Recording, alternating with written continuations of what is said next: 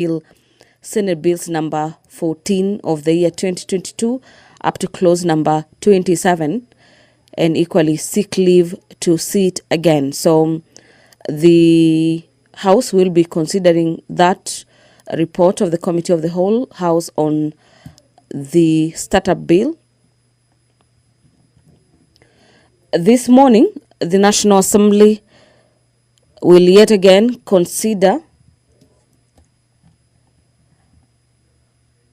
the Startup Bill, National Assembly Senate Bills number 14 of the year 2022, and resume from clause number 27, as well as the Persons with Disability Bill, this equally being another bill from the Senate, Senate Bills number 7 of the year 2023, by the leader of the majority party who happens to co-sponsor the bill at the National Assembly. So these two bills will be considered under the Committee of the Whole.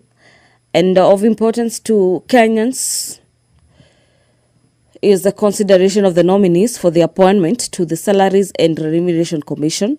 This is a special motion by the Chairperson Departmental Committee on Matters Labour, that taking into consideration the findings of the Departmental Committee on Matters Labour on its report on the vetting of nominees for appointment as chairperson and as members of the Salaries and Remuneration Commission, laid on the table of the House on 26th of November 2024, and pursuant to the provisions of Article 230 of the Constitution, Section 711 of SRC Commissions Act, Cap number 412D, and Sections 3 and 8 of the Public Appointments Parliamentary Approval Act.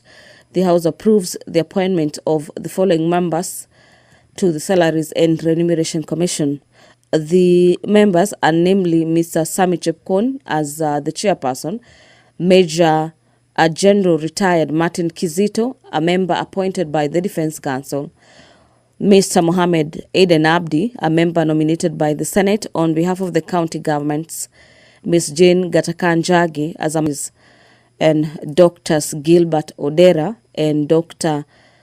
Jeffrey Apollo Mondi, member nominated by an umbrella body representing employees, and a member nominated by an umbrella body representing trade union, respectively.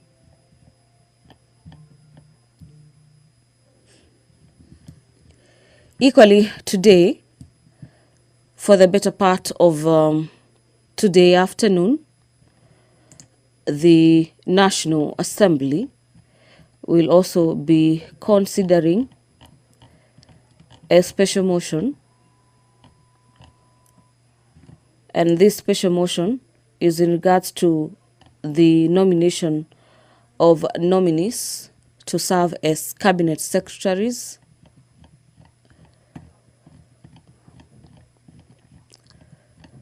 This motion will have the House consider nominees who have been vetted by the National Assembly Committees on Appointments, debate their suitability, and take a vote agreeing with the committee report that will be tabled today on the suitability of nominees nominated to serve in various ministerial dockets. Just to mention some of the names nominated to serve in the cabinet is the former Health Minister, Honorable Muturi Kagwe, who has been nominated by the President to serve in the Agriculture docket. The other nominee is Honorable William Kabogo, nominated to the ICT docket. And finally, the Honorable Lee Kinyanjui, the former governor of Nakuru County, nominated to serve in the Trade and Industry Ministry. If you're just joining us, the business of the National Assembly is just about to commence as the sergeant terms have made their way into the chamber this morning, signaling that the business of the House is just about to commence. The sergeant terms with the mace has already stepped in the chamber, closely followed by the Speaker of the National Assembly, Honorable Moses Wetangula, ready to preside over the business this morning. Allow me to hand over for this live broadcast brought to you by KBC in partnership with the Parliamentary Broadcasting Unit. My name is Gladys Mungai. Have yourself a great morning and continue to enjoy this live broadcast. Waheshimiwa, tuombe. Ewe Mwenyezi Mungu ambaye kwa hekima na wema wako umetoa nyadhifa za viongozi na mabunge kwa ustawi wa jamii na utawala haki wa wanadamu, tukusihi utazame kwa neema nyingi sisi watumishi wako ambao umeridhika kutuita ili tutekeleze shughuli muhimu za jamhuri yetu. Tunakuomba uteremshie baraka zako sisi tuliokutanika hapa na utujalie tuyatende na kufikiria mambo yote yatakayofikishwa mbele yetu kwa njia ya haki na uaminifu, ili utukufu na sifa zako siendelezwe, na ili kustawisha amani, ufanisi na heri ya nchi yetu na wale ambao haja zao umezikabidhi mikononi mwetu. Amen.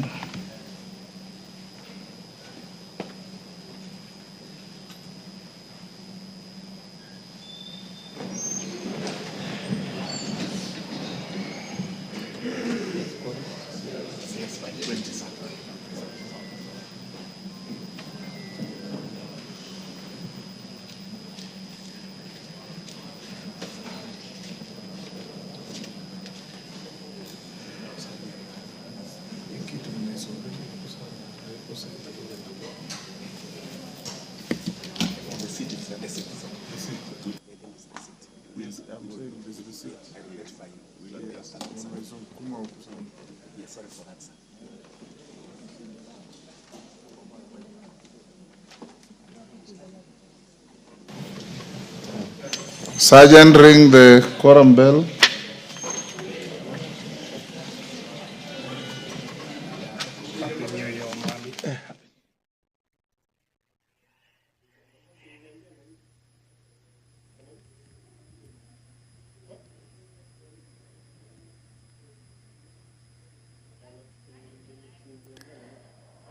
Well, the quorum bell is now on at the National Assembly at the commencement of business this morning, as directed by the Speaker of the National Assembly, Honorable Moses Wetangula, currently presiding over the business of the House this morning. That quorum directive has been given pursuant to the House standing orders that guides the House on matters quorum at the commencement of business, standing order number 34, and with all indications from the Sergeant at Arms is that the quorum has been attained. Allow me to hand over for this live broadcast. Enjoy your viewing.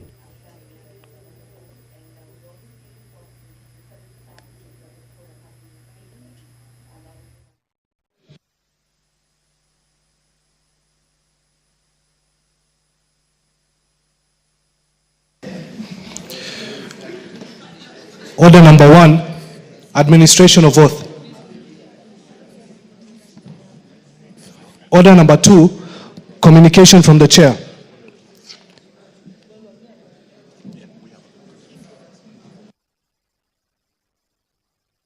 Honorable members on their feet, take your seats.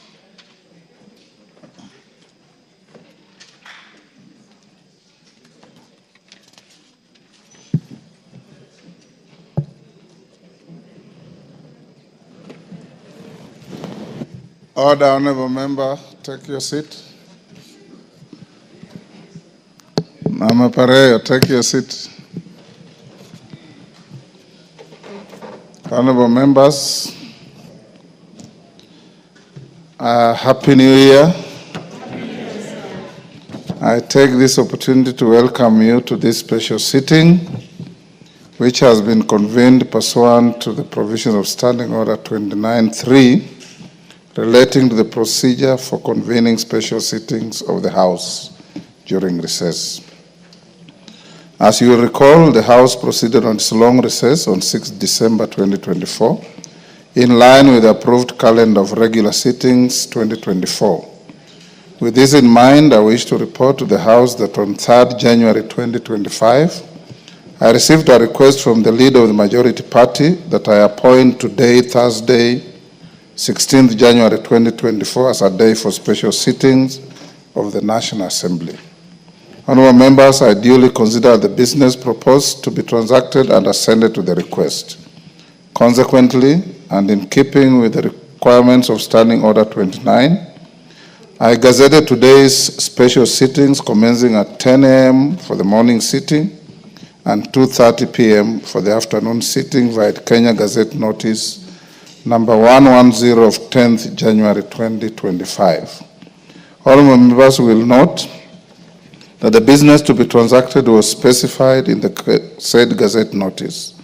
Further, we did a notification to all members and the general public in the local dailies on 8th January 2025, and in this regard, the sittings of the House for this morning and afternoon are properly convened.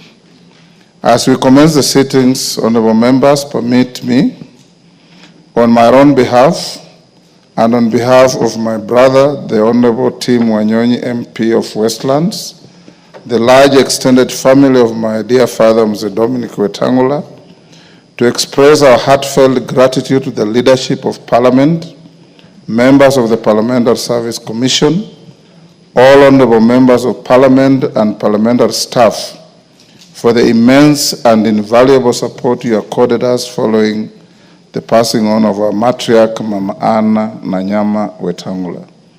We also thank you most sincerely for your continuous presence and overwhelming words of comfort, for turning up in large numbers alongside His Excellency, the President, Dr. William Samoei Ruto, the President of the Republic of Kenya, during the final send-off of our mama in Muhoya Village, Kabuchai constituency, Bungoma County on 3rd January 2025. The tremendous outpouring of support also extended outside the boundaries of the Republic.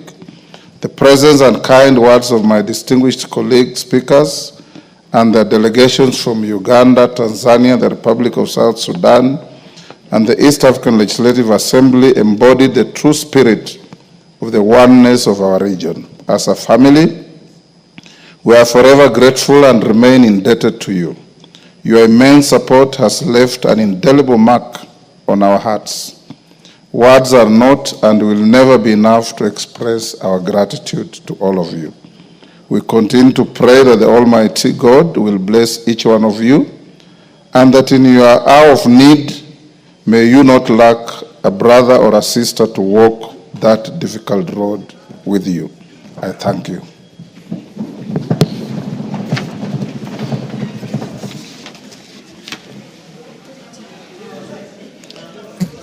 Pardon?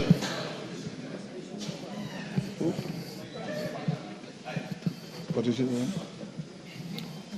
Who? Order number 3, messages.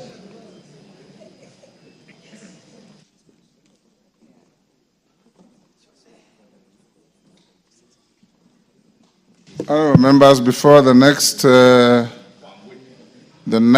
order, allow me to give the member for Westlands, Tim Wanyonyi, 1 minute to just buttress what I have said. Tim? Hello? Okay. Thank you, Honorable Speaker. Honorable Speaker, I would like also to echo what you have said, and wish to thank the honorable members of this House who came in large numbers and also made financial contribution towards the funeral of our mother, and to the people of Nairobi, people of Westlands who came in 10 buses to come and condole with us, and all our friends coming from all walks of life. It was such a very, very touching moment. And particularly, I also want to side out the Deputy Speaker who was there handy and helping, even managing and helping to arrange security and all protocol that was observed on that day. And also extend our gratitude to the President, the bishops of Bungoma Diocese, the retired Bishop Solumet and Crowley of Kitale, and the Bishop of Kitale Diocese who turned up for the funeral. Our mother received a very befitting send off, and we praise God and thank Him for the good and kind words that we received from all who came to condole with us. Thank you, honorable members. Thank you, Kenyans. Thank you for everybody who came to give our mother a send-off. Thank you very much. Thank you. Next order. Order number 3, messages. All the honorable members on their feet, take your seats. Member in the walkway, Mombasa Raha, take your seat. Honorable members, I have a message from the President on the nomination of persons for appointment to various offices.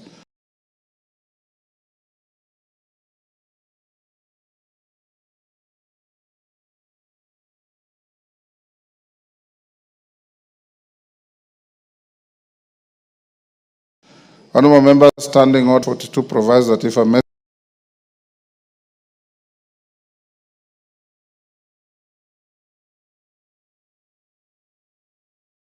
message is received from the President, I wish to report to the House that during recess, I received 3 messages from His Excellency the President relating to nomination of persons as Cabinet Secretaries, High Commissioner, Ambassador, Permanent Representative, and Consul General, and nominees for appointment as the Vice Chairperson and members of the Public Service Commission. The first message, honorable members, conveyed that His Excellency the President, in exercise of powers conferred on him by Article 152(2) of the Constitution, as read together with Section 3 and 5 of the Public Appointments Parliamentary Approval Act, Cap 7F, nominates 1. Honorable Muturi Kagwe for appointment as the Cabinet Secretary for Agriculture and Livestock Development. 2. Honorable Lee Kinyanjui for appointment as the Cabinet Secretary for Investment, Trade and Industry. And 3. Honorable William Kabogo for appointment as the Cabinet Secretary for Information, Communications and the Digital Economy. For clarity, Article 152(2) of the Constitution states, and I quote, "The President shall nominate and with the approval of the National Assembly appoint Cabinet Secretaries." Honorable members, in the second message, His Excellency the President conveyed that in exercise of powers conferred on him by Article 132(2)(e) of the Constitution as read together with Section 3 and 5 of the Public Appointments Parliamentary Approval Act, Cap 7F, he nominates the following persons as High Commissioner, Ambassador, Permanent Representative, and Consul General. A. Margaret Nyambura, High Commissioner, Accra, Ghana. B. Andrew Karanja, Ambassador, Brasilia, Brazil. C. Honorable Ababu Namwamba, EGH, Permanent Representative of Kenya to the United Nations Environmental Program, UNEP, United Nations Office at Nairobi, UNON. And D. Mr. Noor Gabo, CBS, Consul General, Port-au-Prince, Haiti. In the third message, honorable members, His Excellency the President conveyed that in exercise of powers conferred on him by Article 2332 and 252 of the Constitution as read together with the first schedule of the Public Service Commission Act, Cap 185, and Section 3 and 5 of the Public Appointments Parliamentary Approval Act, Cap 7F, he nominates A. Mrs. Mary Wanjira Kimonye, CBS, as the Vice Chairperson of the Public Service Commission, and B. the following as members of the Public Service Commission. 1. Harun Maalim Hassan, EBS, PWD. 2. Ms. Mwanamaka Amani Mabruki, CBS.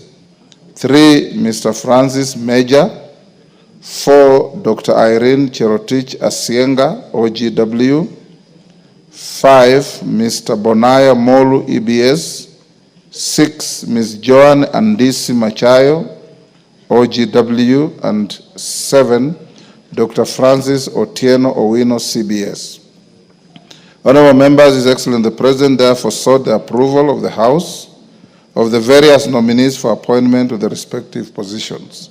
Standing Order 45 provides that upon receipt of notification of nomination for appointment, such nomination shall stand committed to the relevant committee of the House for consideration. Accordingly, honorable members, via notification number 7 of 2024 dated 20th December 2024, I transmitted the messages from His Excellency the President to all members and referred the messages together with the CVs, the reports of the respective selection panels, and other testimonials of the nominees to the respective committees as follows.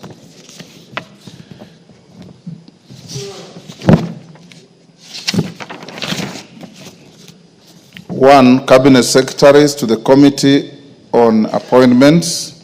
2, High Commissioner, Ambassador, Permanent Rep, and Consul General to the Departmental Committee on Defense, Intelligence, and Foreign Relations. And 3, Vice Chairperson and members of the Public Service Commission to the Departmental Committee on Labor. Honorable members, in the notification, I directed the committees to immediately commence the approval processes and notify the nominees and the general public of the time and place for holding the approval hearings. I further directed that the committees conclude and submit their respective reports by close of business on 15th January 2025. Honorable members, I'm aware that the committees have since concluded their work and should therefore table their reports during this morning's sitting to enable the House to consider the matters within the statutory timelines. The House is accordingly informed, and I thank you. Next.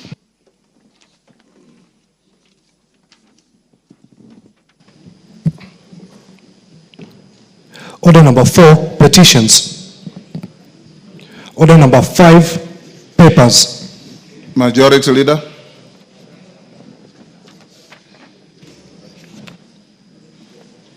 Yes, Honorable Naomi Wako. Thank you, Honorable Speaker. I beg to lay the following papers on the table of the House today, Thursday, January 16th, 2025, morning sitting. The following legal notice and the explanatory memorandum from the Ministry of Interior and National Administration. Number 1, legal notice number 187 of 2024 relating to the prevention of terrorism implementation of the United Nations Security Council resolutions on suppression and disruption of politification financing amendment regulation 2024, and 2, legal notice number 188 of 2024 relating to the prevention of terrorism implementation of the United Nations Security Council resolutions on suppression of terrorism regulations 2024. Number 2, recommendations concerning the fourth basis for revenue sharing among county government for financial years 2025, 2026, 2029/30 from the Commission on Revenue Allocation. Thank you, Honorable Speaker, and I lay. Chairperson, Departmental Committee on Labor. Majority Leader Ichungwa. Thank you, Honorable Speaker.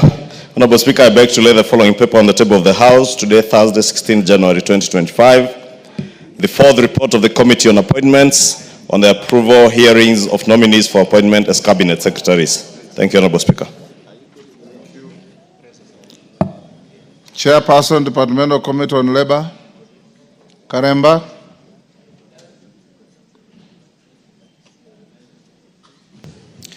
Thank you, Honorable Speaker. Honorable Speaker, I beg to lay the following paper on the table of the House today, Thursday, 16th January of 2025. Report of the Departmental Committee on Labor on the vetting of nominees for appointment as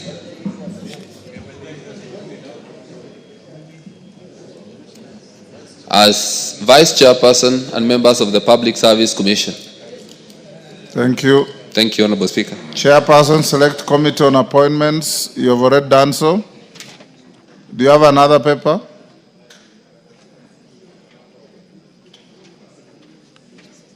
Chairperson, Departmental Committee on Defense, Intelligence and Foreign Relations, Nelson Koech. Thank you, Honorable Speaker. Honorable Speaker, I beg to lay the following paper on the table of the House today, Thursday, 16 January 2026. That is a report of the Departmental Committee on Defense, Intelligence and Foreign Relations on its vetting of nominees for appointment as ambassador, permanent representatives and consul general. Thank you, Honorable Speaker. Thank you. Next order. Order number 6, notices of motion. Chairperson, Departmental Committee on Labor.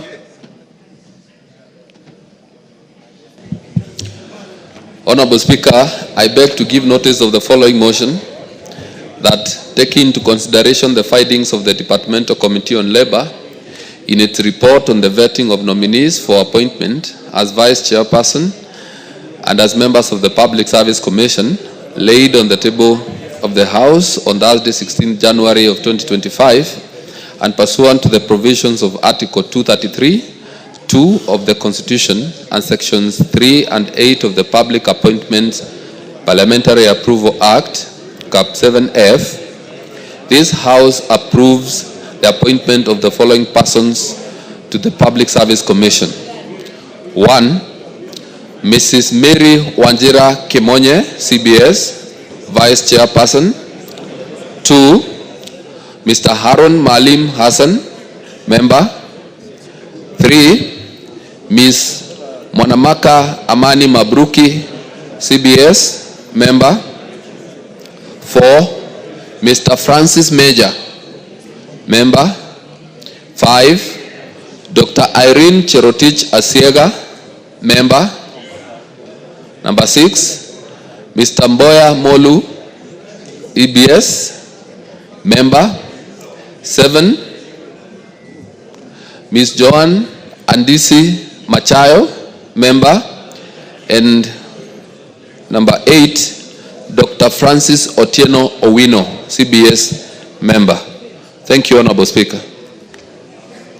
Thank you, Majority Leader.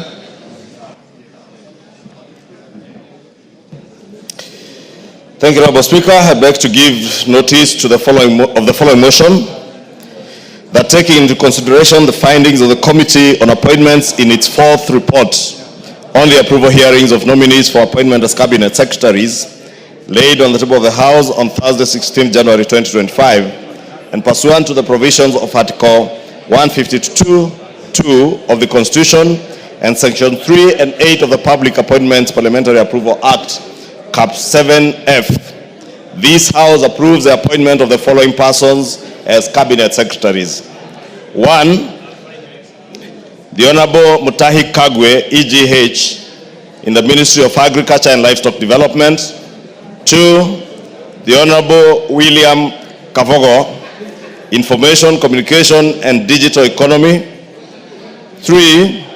The Honorable Lee Kenyanjui, the Ministry of Investments, Trade and Industry. Thank you, Honorable Speaker. Thank you, Majority Leader. Chairperson, Departmental Committee on Defense, Intelligence and Foreign Relations. Honorable Speaker, I beg to give notice of the following motion that, taking into consideration the findings of the Departmental Committee on Defense, Intelligence and Foreign Relations in its report on the vetting of the nominees for appointment as ambassador, permanent representatives and consul general laid on the table of the House on Thursday, 16 January 2025, and pursuant to the provisions of Article 132(c) of the Constitution, Section 22 of the Foreign Service Act, Cap 185(e), and Section 3 and 8 of the Public Appointments Parliamentary Approval Act, Cap 7F, this House approves the appointment of number 1, Dr. Andrew Muia Karanja is the Ambassador Brasilia, Brazil. Number 2, Honorable Babu Namwamba, EGH, is a permanent representative, United Nations Environmental Program, UNEP, stroke United Nations Office at Nairobi, Union. And number 3, Mr. Nu Yaro Gabo, CBS, as a Consul General, Port-au-Prince, Haiti. Thank you. Next order.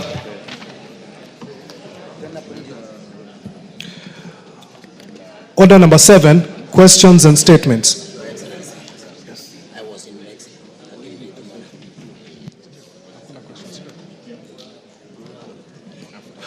Order number 8, motion. Report of the Committee of the Whole House on the Startup Bill, Senate Bill number 14 of 2022. Question to be put. Order, members on their feet, take your seats. Order.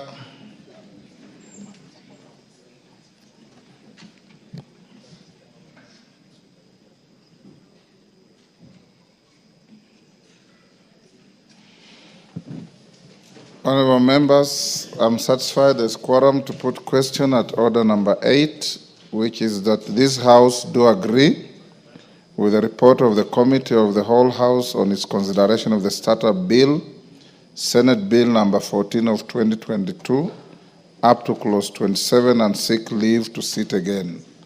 As members of that opinion say aye. Aye. Will those of the contrary opinion say nay? The ayes have it, so that will come at the Committee of the Whole after order number 9. Next order.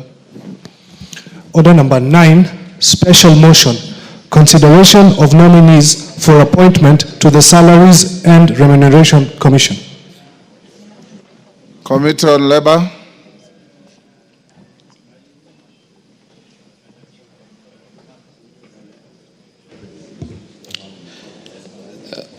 Honorable Speaker, I beg to move the following special motion that, taking into consideration the findings of the Departmental Committee on Labor in its report on the vetting of nominees for appointment as chairperson and members of the Salaries and Remuneration Commission laid on the table of the House on Tuesday, 26th November 2024, and pursuant to Article 230 of the Constitution and Sections 3 and 8 of the Public Appointments Parliamentary Approval Act, Cap 7F, this House approves the appointment of 1. Mr. Sami Chepkwony as the chairperson of the Salaries and Remuneration Commission, and the following nominees as members of the Salaries and Remuneration Commission to represent the specified institutions. 1. Major General Retired Martin Kizito Ongonyi, CBS, as nominee of the Defense Council. 2. Mr. Mohammed Aden Abdi as a nominee of the Senate on behalf of the county government. 3. Ms. Jane Kataka Jagi as a nominee of the Teacher Service Commission. 4. Dr. Gilda Odera as a nominee of the Federation of Kenya Employers, FKE. 5. Dr. Geoffrey Apollo Omondi as a nominee of the Central Organization of Trade Union, KOTU. And 6. Mr. Leonid Ashindu as a nominee of the Association of Professional Societies in East Africa, APSEA. And Honorable Speaker, in considering the nominees' appointments, the committees scrutinized the procedure used to select the nominees, the constitution and statutory requirements relating to the office in question, and the nominees' suitability for the proposed appointments, focusing on whether nominees' abilities, experience, and qualities meet the requirements of the said office. Honorable Speaker, in examining the procedure used to arrive at the nominations, the committee noted, in accordance with the powers conferred by Article 132(2) and 155(3) of the Constitution, as read together with Sections 3 and 5 of the Public Appointments Parliamentary Approval Act of 2011, His Excellency the President, through a letter by the Chief of Staff... Order, honorable members, order. Order, members, take your seats. I know it's exciting to meet in the new year, but let's hear what is being debated on the floor. Go on. So, Honorable Speaker, in examining the procedure used to arrive at the nominations, the committee noted that in accordance with the powers conferred by Article 132(2) and 155(3) of the Constitution, as read together with Sections 3 and 5 of the Public Appointments Parliamentary Approval Act of 2011, His Excellency the President, through a letter by the Chief of Staff and Head of Public Service, reference number EOP, dated Monday, November 2024, forwarded to the Speaker of the National Assembly a notification of presidential action nominating Mr. Sami Chepkwony as chairperson, and others as follows: Major General Retired Martin Kizito, Mohamed Aden Abdi, Jane Gataka Njage, Gilda Odera, nominee of the Federation of Kenya Employers. 5, Geoffrey Apolo Omondi, Doctor. Then 6, Mr. Leonid Ashindu of APSEA. So, Honorable Speaker, the committee held its sittings and discussed widely, vetted these nominees and made observations on their suitability. And the suitability of the nominees was assessed after scrutiny of their background, academic credentials and professional qualifications, and work experience, personal integrity, as well as their performance during the approval hearing conducted on the 22nd of November 2024. And these are some of the observations we made, Honorable Speaker, that all the nominees are Kenyan citizens and do not hold dual citizenship. Then all the nominees presented the academic credentials and professional certificates during the approval and demonstrated their suitability. Then 3, none of the nominees held office in any political party. Then 4, none of the nominees had been dismissed from office under Article 75 of the Constitution. Then 5, the nominees meet the requirements of Chapter 6 of the Constitution on leadership and integrity, having obtained clearance from EACC, KRA, DCI, and Office of the Registrar of Political Parties, ORPP, and also the Higher Education Loans Board. Then also, the nominees demonstrated an impressive grasp of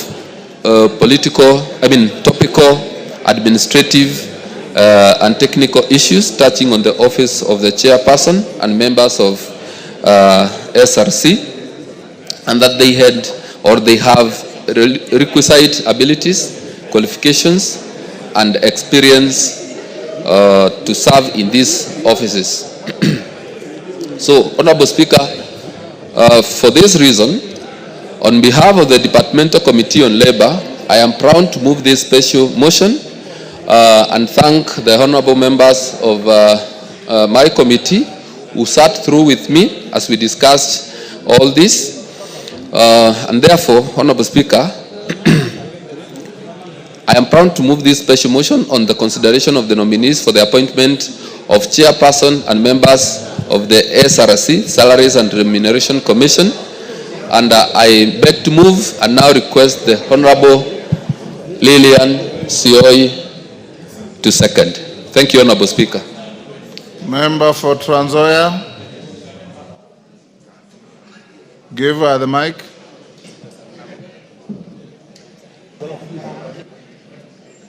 Give to Lillian the mic.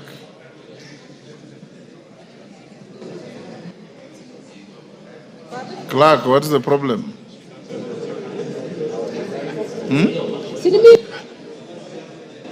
You don't have a card, Lillian? Give her the nearest mic. There you are. In front of you. Thank you, Mr. Speaker. I'm a member of Labour Committee, and I want to confirm to this House that the members who are vetted are competent and suitable for that task. And in that case, I second. Thank you, Mr. Speaker. Thank you. Members on their feet, take your seats. Commissioner Makau, take your seat.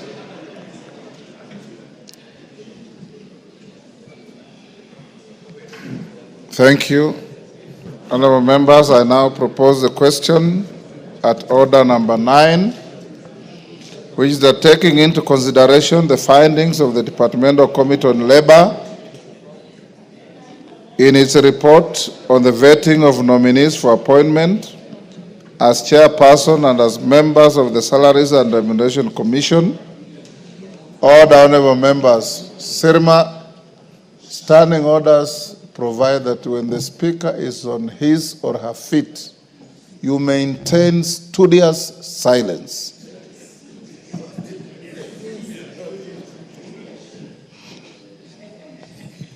Let me repeat now.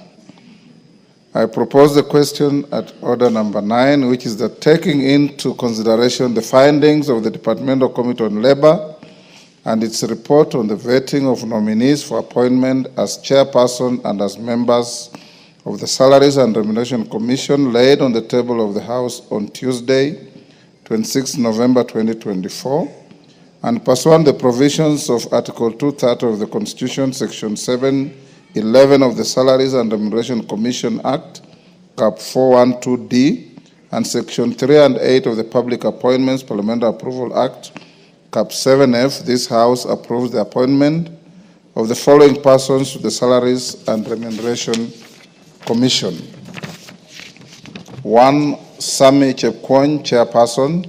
2. Major General Retired Martin Kizito Ongoi, CBS, Member nominated by the Defense Council. 3. Mr. Mohammed Aden Abdi, Member nominated by the Senate on behalf of county governments. 4. Ms. Jane Gataka Njage, Member nominated by the Teacher Service Commission. 5. Dr. Gilda Odera, Member nominated by an umbrella body representing employees. 6. Dr. Geoffrey Apollo Omondi, Member nominated by an umbrella body representing trade unions. And 7. Mr. Leonid Ashindu, Member nominated by a joint forum of professional bodies.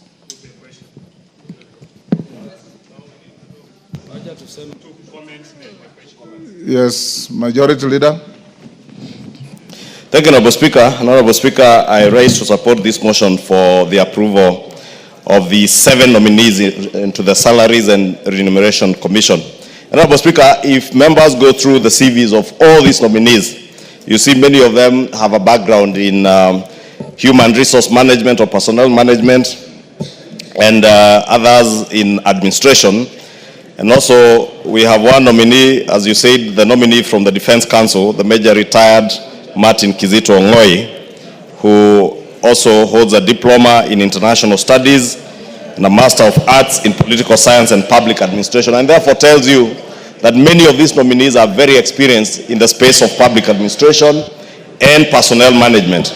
But, Honorable Speaker, as I support the appointment, it is important, Honorable Speaker, to note that the SRC Commission started on a very false note, not just with this House or with the institution of Parliament, but also with other institutions, including the judiciary, Honorable Speaker. And I want to implore on these new commissioners to set a new pace in their relations with other arms of government, be it in the judiciary or in the legislature, Honorable Speaker. This commission, Honorable Speaker, if you can protect me from the very loud consultations. Order, honorable members. Order. CNN. Order. You come from the same direction. I'm sure you could have talked as you are coming here. Order, let's listen to one another. Thank you, Honorable Speaker. It's probably because I didn't say Happy New Year to all the members. And let me take this opportunity to say a happy 2025 to all the members as I welcome them back to this special sitting. And also thank them for showing up in their numbers, at least within the first 2 weeks of the year. That, Honorable Speaker, tells you the dedication and commitment of these members. And even the members of the Labour Committee and the Committee on Appointments, which you chair, which took time during the recess to vet both these SRC members and the cabinet nominees. Order, honorable members. Who is the convener of that illegal Kamkunji? Go on. Thank you, Honorable Speaker. Unfortunately, it is the leader of the minority and deputy leader of the majority of the broad-based government, the Honorable Junet Mohammed. Honorable Speaker, I was saying the SRC Commission had started on a false note since its inception after the 2010 Constitution.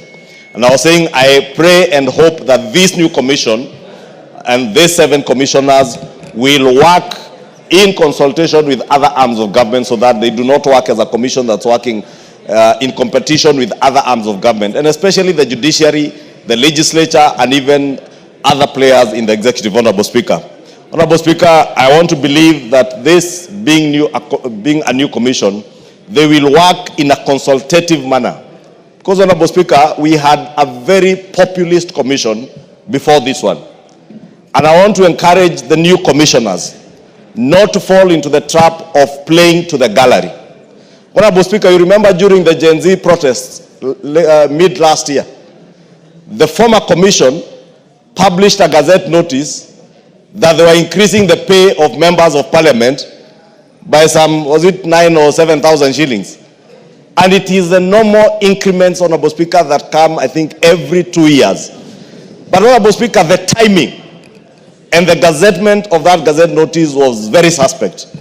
And all they intended to do was to play populist politics, play to the gallery, and continue to poison Kenyans against members of parliament. Honorable Speaker, these members of parliament work, and they have a lot of work that they do both in the house and outside the house, and nobody should demonize them on account of their work.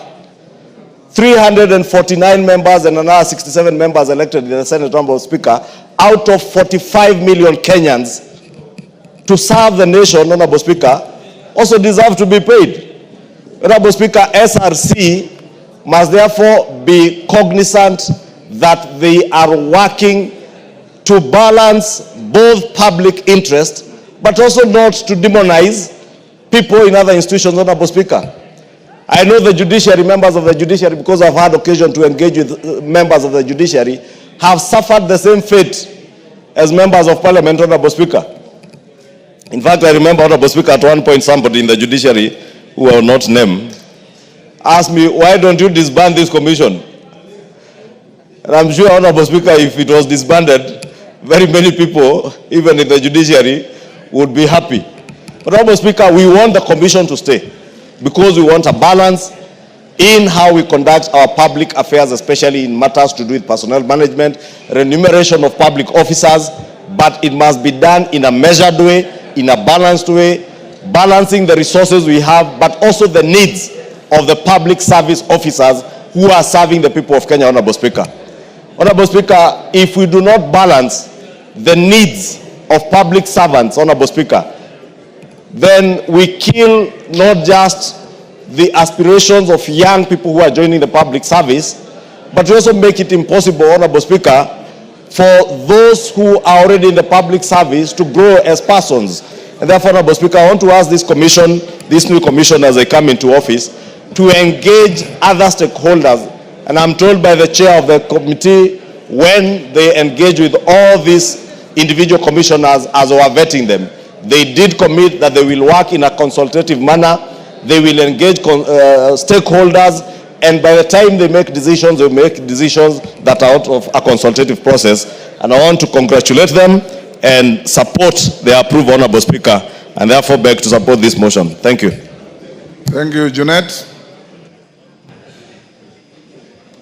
Thank you, Mr. Speaker. Mr. Speaker, I stand to support this motion for the approval of the commissioners of the Salary and Remuneration Commission. Mr. Speaker, these are the new commissions that came through the new constitution. And Mr. Speaker, I can see the proposal that has been brought to the House is the commission consists of members of high integrity, people whom I believe can do this work, Kenyans who are qualified, people who have worked in other sectors in the country, Mr. Speaker, who have been put together so that they can help this country deal with the issue of wage bill, Mr. Speaker. But Mr. Speaker, the funny thing about this commission, and I've been here since the inception when this commission came into place, Mr. Speaker, there's a misconception that they think this commission was created purposely to fight politicians, Mr. Speaker. Somebody has misadvised them. Somebody has misguided them, Mr. Speaker. You will see, once they are approved by this House, Mr. Speaker, the first war they will start with is Parliament, Mr. Speaker. I don't know who has misadvised them. They are supposed to look at the remuneration and the earnings of all sectors in the public service and in all state officers, Mr. Speaker. Mr. Speaker, I think it is juicy, it's into the public when you deal with politicians. You know, you demonize them, you tell them they want to earn more than what they deserve, I don't know what. Mr. Speaker, this commission should start on a new slate, Mr. Speaker, and look at the issue of wage bill and remuneration of public service holistically, Mr. Speaker. One of, Mr. Speaker, the issues that they're supposed to do is to harmonize the public service wage bill, Mr. Speaker. But, Mr. Speaker, you will see, you know, at the end, when Parliament is closed in August 2027, when people are going to the election, that's when you see the Commission publishing a Gazette notice saying that the salary of a member of Parliament has been reduced to 50,000. If they want to do that, let them do it now, so that the people who want to apply for the jobs of being a member of Parliament can decide in the August 2027 whether they want to go for that job or they don't want to go for that job. Don't wait until Parliament is closed. Why should you do that mischievously? Just advertise now that this is the salary that is commensurate with a member of Parliament. Then the people who intend to contest for these positions in 2027 can make up their mind early enough. Because there are people who are leaders in the corporate sector, who are earning way above members of Parliament, who will want to come to this House. But when you issue a notice, of a Gazette notice, when Parliament is closed in August 2027, and they will have resigned in February 2027, then you'll be doing injustice to them, because they will have decided, do I stay as the managing director of a bank earning this much? I know a member from Meru here who was doing very well before he came here, Mr. Speaker. He confided in me. He told me I was earning way, I never thought this is the kind of job I was getting into, Mr. Speaker. We were in Mombasa with him for a trip. I told him, my brother, this is a call. This is a service to the public. You might not earn anything. And whatever you earn here, it belongs to the public. Whatever you earn in this house belongs to the public. You have to return it back in form of health care, in form of education, in form of bursary, in form of transport, in form of wedding expenses, in form of burial expenses. Mr. Speaker, nobody spends any money he earns in Parliament on his own family or on his own personal use, Mr. Speaker. Mr. Speaker, members of Parliament, the number of burials they contribute to, the number of people they bury, the number of people they pay for their health services, the health care, Mr. Speaker, school fees, Mr. Speaker, weddings, people want to buy, me, I've seen, Mr. Speaker, cases where somebody wants to marry, he comes to a member of Parliament. Maternity, somebody tells you, my wife has given birth, she's in the ward, I don't have money to pay for the, you have to pay, Mr. Speaker, you have no choice.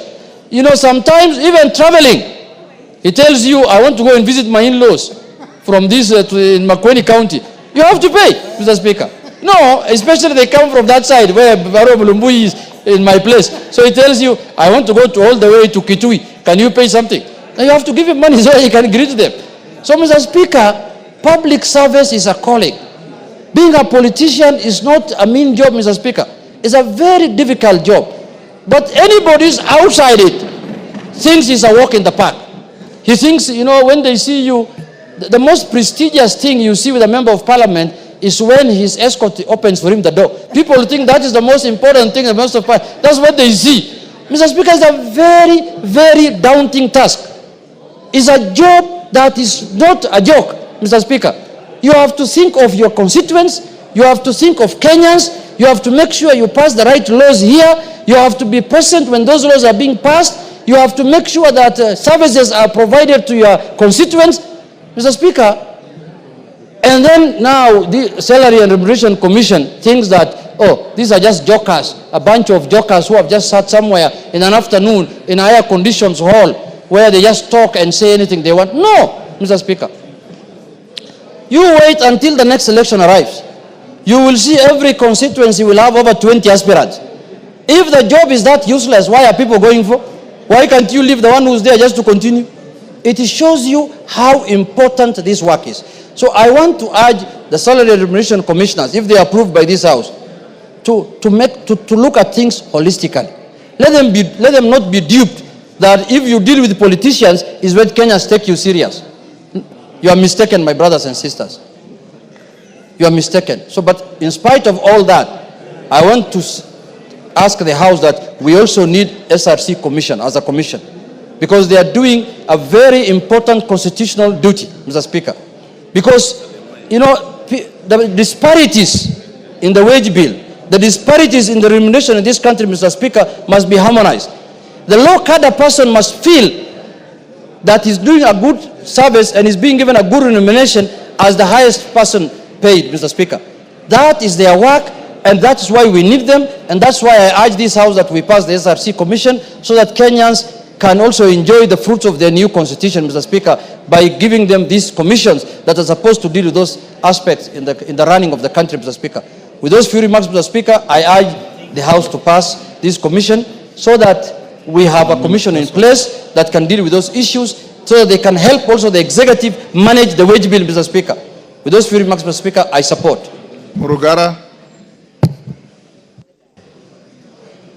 Thank you. Thank you very much, Mr. Speaker. The Speaker also rise to support the special motion that this House approves the appointment of the commissioners to the Salaries and Remuneration Commission. It's a very important constitutional commission which cuts across the three arms of government in that it has to work closely with the Parliamentary Service Commission, the Public Service Commission, and the Judicial Service Commission.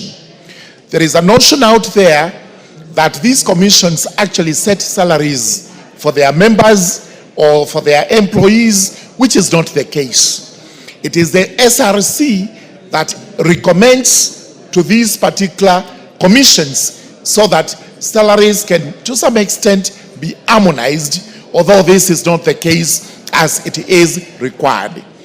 We have had issues with the last Salaries Commission, Remuneration Commission that is actually outgoing. There are complaints that it was not able to harmonize salaries even within individual arms of government, to the detriment of the workers, such that when you compare what the security forces earn, there are disparities that cannot be explained.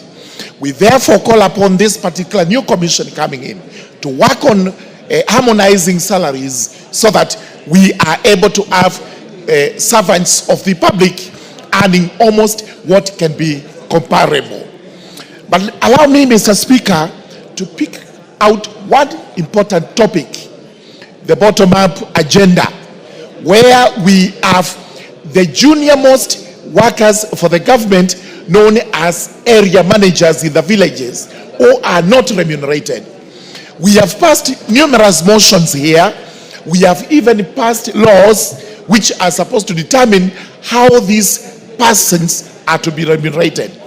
However, when this was taken to the Salaries and Remuneration Commission, it was actually withheld on the basis that these people do not have a formal education. I do not know where education is supposed to be the determinant. It is supposed to be a consideration by the commission whether there is an education or no education.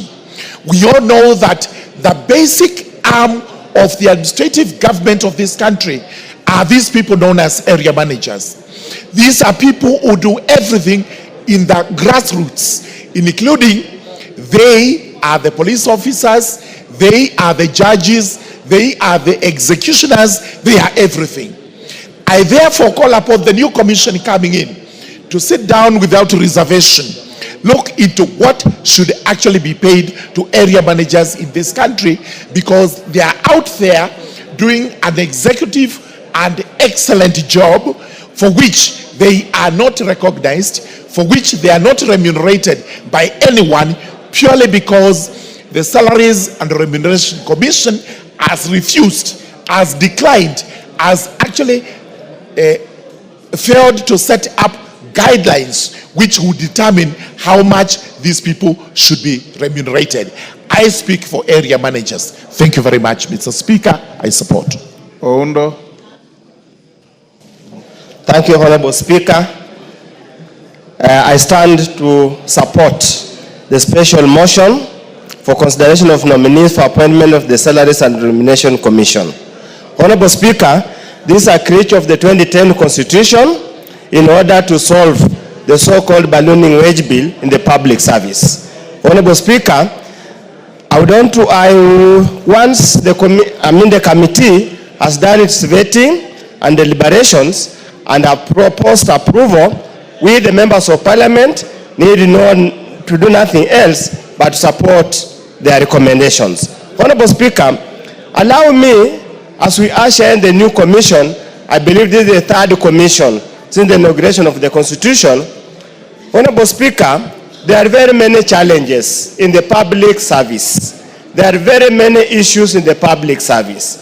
I do hope and pray the new commission will address the challenges. Honorable Speaker, the disparity, both the national government and the county governments, need to be harmonized to ensure that all members, all Kenyans who work in the public service are paid what is due for their labor, for their efforts, for their level of qualifications, and for their level of experience, Honorable Speaker. This should also apply to all other arms of government, be it in the military, be it parliament, be it in the judiciary. So that when somebody wakes up in the morning to go and work, they must be paid what they deserve. Honorable Speaker, the past two commissions have had a very antagonistic approach to dealing with the members of parliament. Honorable Speaker, they have demonized members of parliament, made them look as if they're illiterate, people who have never gone to school, people who deserve nothing.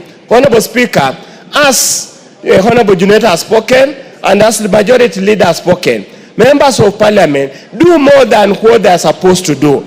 So in that essence, Honorable Speaker, there must be an arrangement that probably one of these days, Honorable Speaker, and I want to urge all of them to ask any member of this Salaries and Remuneration Commission probably spend a full day or several days with any member of parliament when they are in the constituencies, so they can understand the trouble and the challenges they go through, to enable, so that when they are looking at their matters, they need to look at it in a very organized and organized manner, appreciating the burden of the job at hand and everything they do. And this applies to all other cadres of jobs, Honorable Speaker. So, with those few remarks, I support the approval and wish them well. Thank you, Honorable Speaker. Gichemo Gedenji.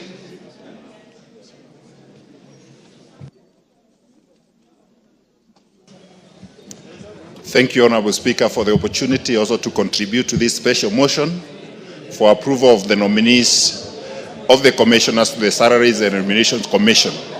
Honorable Speaker, as I contribute, let me take this early opportunity to wish you, Honorable Speaker, and all the members a blessed 2025, a year that we hope that will be very fruitful as we serve this nation in our capacity as members of parliament, and also wish all the support staff of the parliament as they serve us a wonderful new year.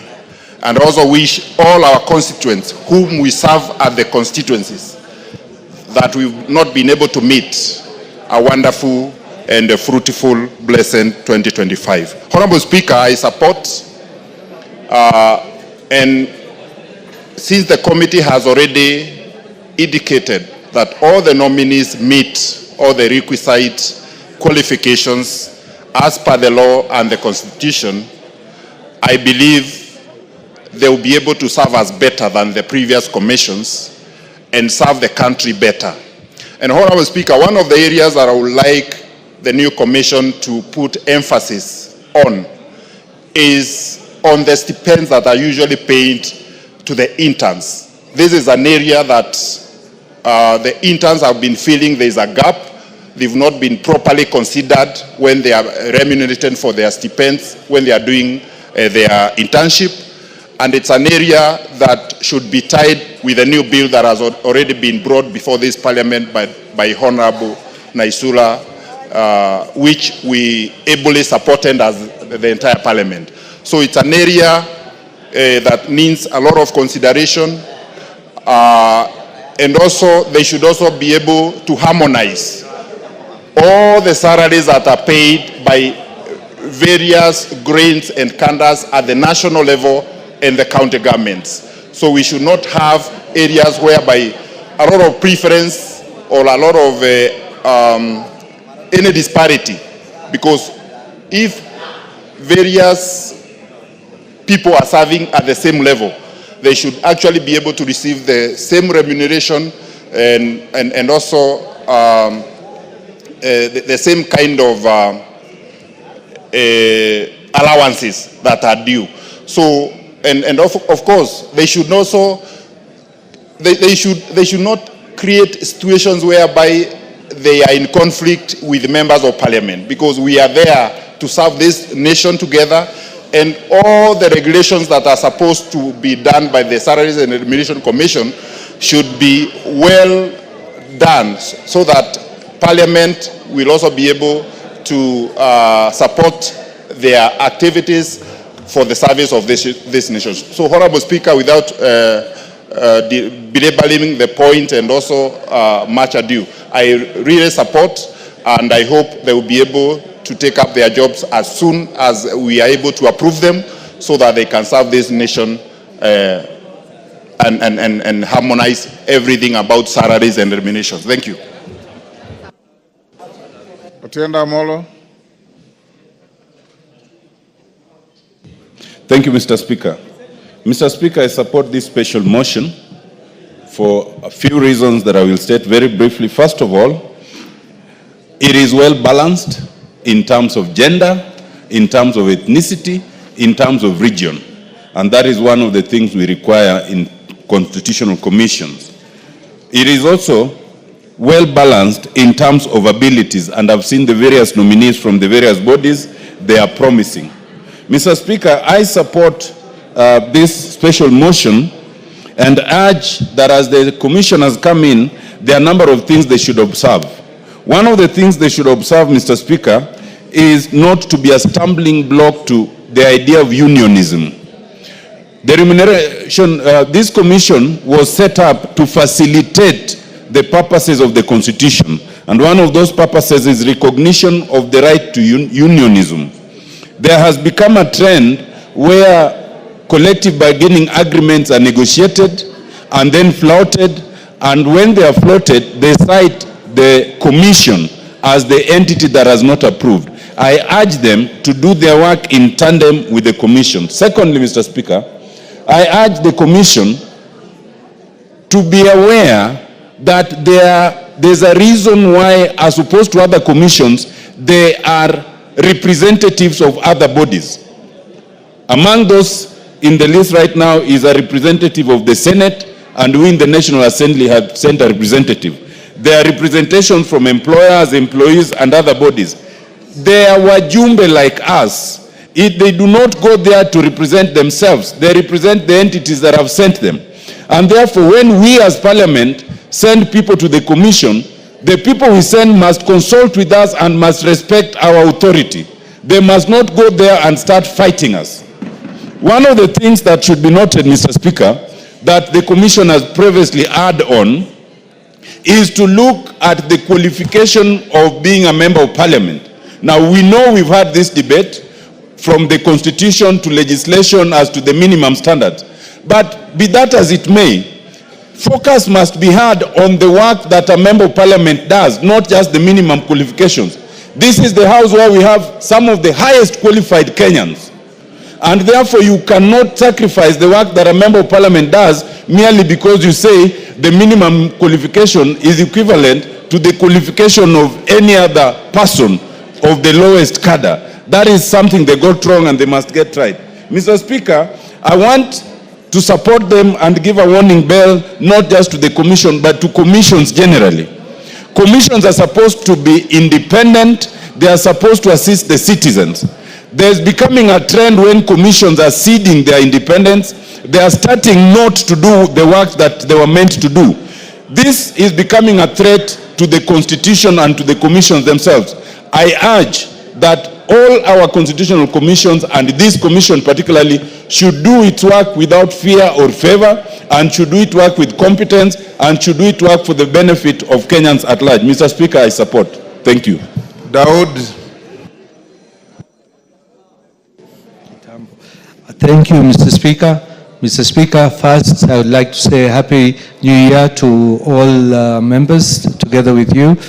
And secondly, Mr. Speaker, regarding the SRC, I remember when I was in the Finance Committee in the 11th Parliament, we approved Sarah Serem as the head of SRC. And when Sarah Serem came to the interview, she sounded so good.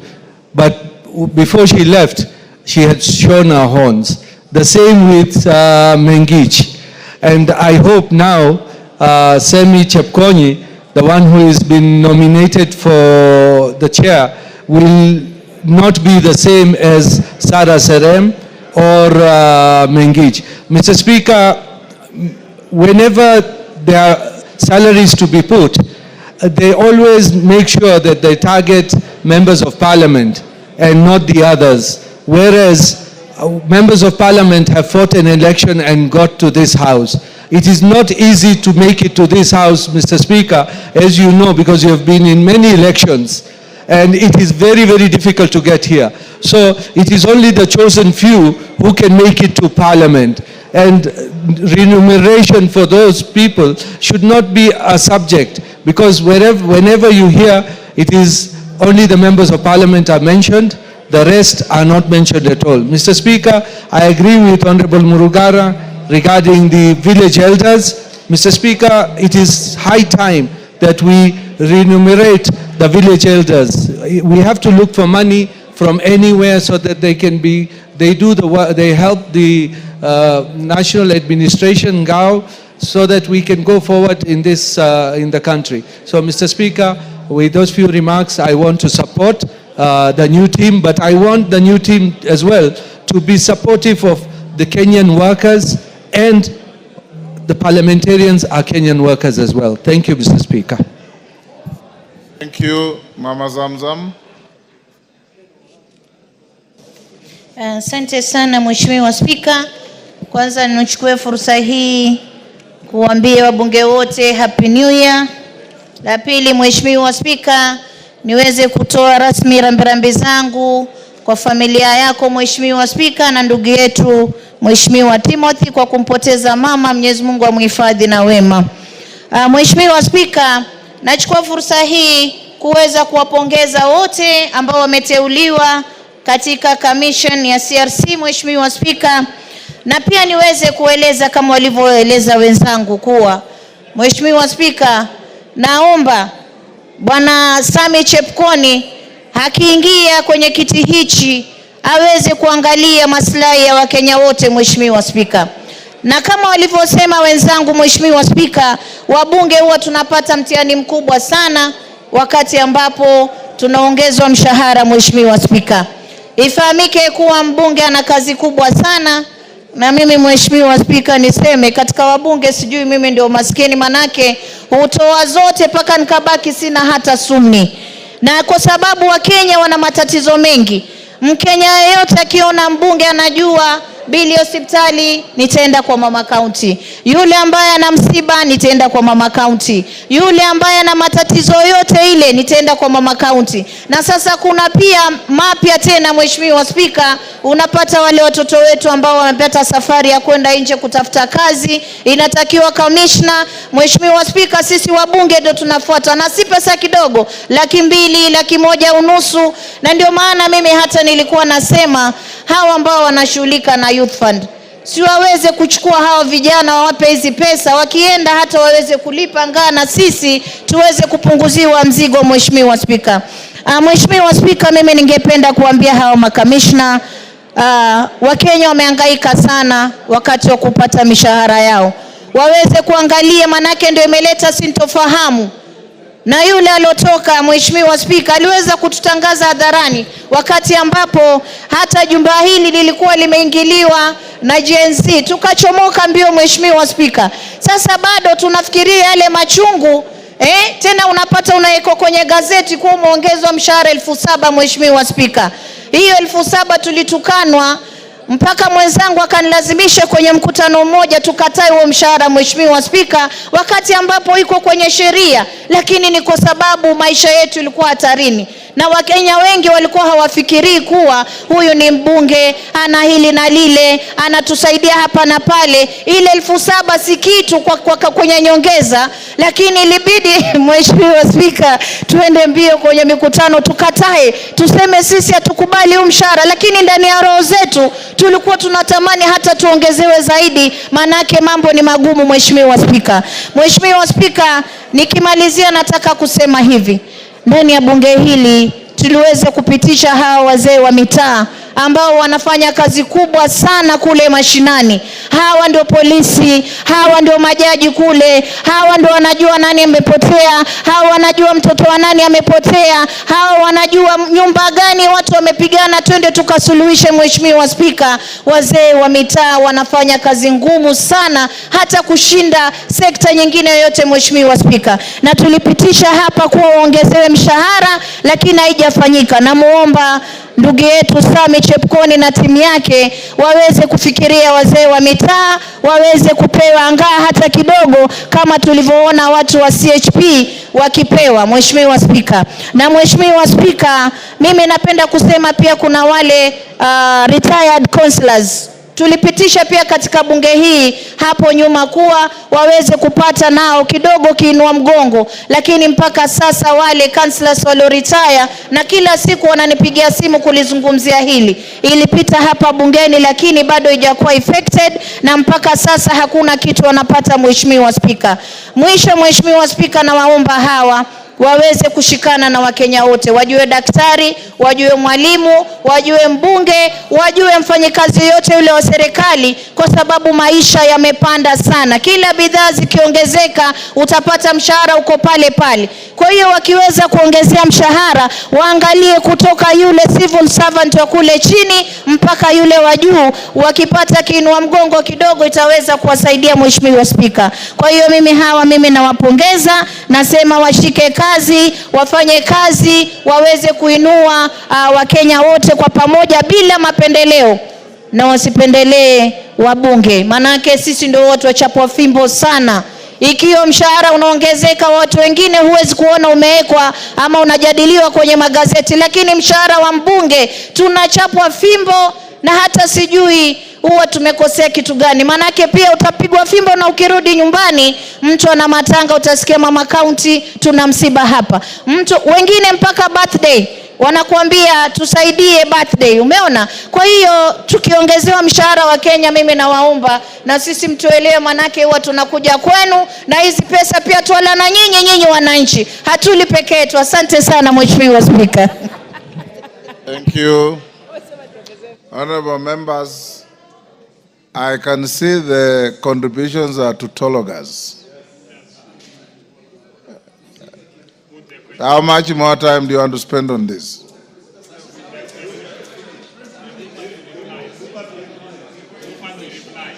Okay, let me give one, then we get the mover to reply. Madenge.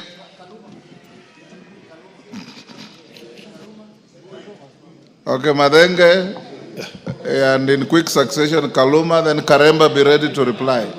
Thank you, Mr. Speaker. Mr. Speaker, I want to join the rest of my colleagues in supporting this motion.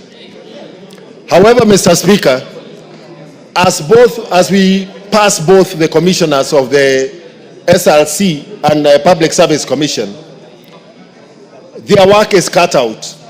Mr. Speaker, over the last 2 years, the salaried employees in this country, those with a form of payslip, have borne the larger burden of financing our country. We have had increases in NSSF contributions. We have instituted the Housing Levy Fund. We have an increase in pay as you earn. We have the increase in the percentage paid through the Social Health Insurance Fund. And the net effect of these contributions by the salaried employees has been to erode the spending power of very many households. And the reduced disposable income has affected purchasing power.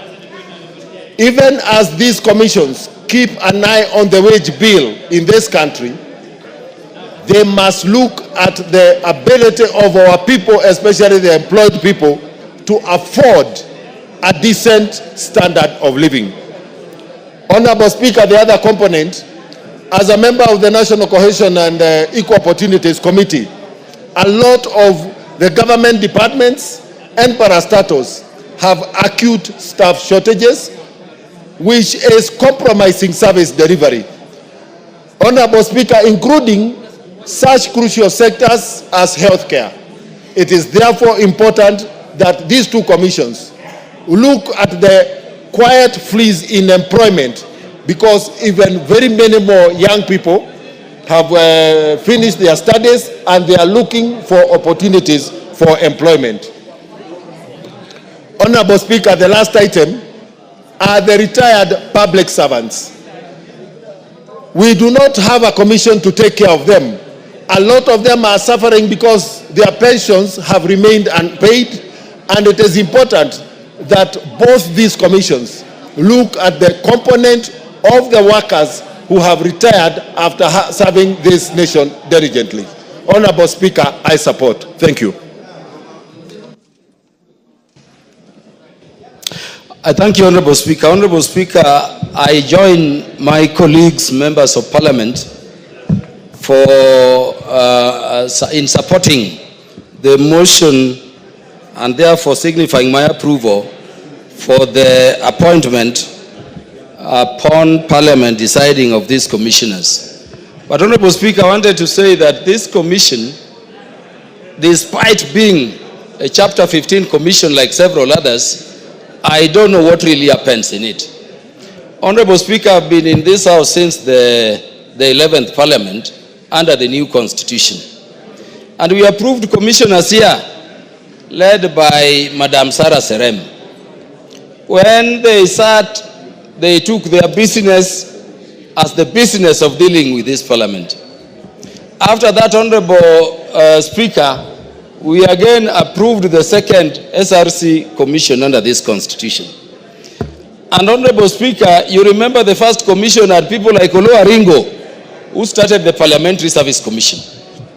Immediately went there, he forgot about the role of Parliamentary Service Commission and was leading SRC in encroaching into the mandate of the Parliamentary Service Commission. Honorable Speaker, the last commission, this one which is going out, which has just gone out, Dalmas Otieno Anyango, and Honorable Mbui and others will confirm to you how eloquent Dalmas used to be seated from where my brother is seated there, about the place of Parliament, how remuneration should be organized. He immediately went into that commission, hitting back at Parliament became his business. I wanted to say, Honorable Speaker, that I don't know whether it is the Salaries and Remuneration Commission which is cast or the people we send there. I wanted to pray, Honorable Speaker, that now that we are sending a new team, may they be alive to the fact that as Parliament we've done everything to enable them discharge their mandate. Honorable Speaker, the Salaries and Remuneration Act is very detailed coming from this Parliament in terms of their mandates. How they need to do job evaluation, how they need to peg, salaries to the roles of the various bodies, how they need to harmonize salaries so that people performing same roles and functions unequally. But Honorable Speaker, that has not been happening. Honorable Speaker, I wanted to request these commissioners, if ultimately approved, that they avoid the jinx of the past where the Salaries and Remuneration Commission has been encroaching into the mandate of the other commissions. Honorable Commission, for purposes of protecting Parliament, you have Parliamentary Service Commission. And the mandate of Parliamentary Service Commission to deal with matters, welfare and facilities for Parliament is constitutional. You still get the Salaries and Remuneration Commission issuing gazette notices prescribing, Honorable Speaker, even the amount of tea. If you remember the gazette notice for the 12th Parliament, even the number of cups of tea members of Parliament should be taking in a committee, not knowing some of us don't even take the number of cups of tea. Issues of per diem, issues of allowances. And so you have such issues going to court. And when they go to court, the monies we budget for operations and maintenance of the Salaries and Remuneration Commission is now being used in wars over remuneration between government agencies. I wanted to request the Commission that incident has also affected the judiciary. And I don't know why Salaries and Remuneration Commission would not respect the jurisdictional territory of equal coordinate commissions like JSC. JSC is also dealing with matters facility, matters welfare. But you get Salaries and Remuneration Commission telling judges who want to sit together and conference, most of those judges who sit in a bench, that this is the amount of money you are going to spend. You cannot have per diem if you go conferencing, and that is delaying bench determination. The determination of those cases in which more than one judge have to sit somewhere, together and deal with them. You need a judge. You have a judge from Malindi, a judge from Busia. They are convening in Nairobi. A judge cannot travel because Salaries and Remuneration Commission, not knowing how the judiciary operates, is encroaching the mandate of JSC. I wanted to say, Honorable Speaker, that beyond the law, we have really facilitated this commission. This is a commission, Honorable Speaker, which people thought should be part-time. Because how long should we take a commission to determine and harmonize the pay for various state bodies? In spite of that thinking, as members of parliament, we said, Honorable Speaker, that this commission shall never be part-time, because the remuneration levels of various, cadres of government and public servants need to be reviewed constantly. I wanted to say, Honorable Speaker, that we are supporting this commission. They'll continue to operate full-time. They will be restricted to their mandate, and we will support them with a budget as required by Article 249 of the Constitution, so that they perform their role. But we need to urge the Commission, unlike the other members before, to avoid this situation where there is to be litigation, there is to be hitting at Parliament. Honorable Speaker, let me just ask the members, why, for instance, should the salary of a cabinet secretary be beyond the salary of a member of Parliament? It is because when you look at the Constitution, Honorable Speaker, for the judiciary, there is a statement saying that the remuneration of a judge shall not be changed to their detriment. The remuneration of commissioners, Chapter 15 commissioners, cannot be changed to their detriment. We don't have similar provision for Parliament. That should not allow SRC to make the remuneration of members of Parliament or state officers serving in Parliament something as a ping pong. Honorable Speaker, we are being embarrassed. Each time we have election, you return, there is a new remuneration. You sat in the 10th Parliament, Honorable Speaker, and you remember the pay for a member of Parliament was over 1 million, so about 1.2. And Honorable Speaker, it was not subject to any taxation. We come to the 11th Parliament, it is 630. We come, Honorable Speaker, to the 12th Parliament, it was moved, you remember, Honorable Speaker, to 510. And we had to go to court.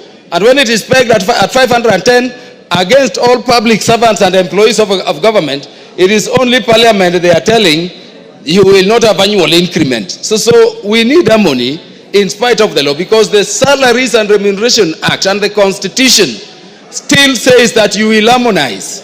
I mean, Honorable Speaker, as the head of this institution, you are the third in command of the state. You are a member of Parliament.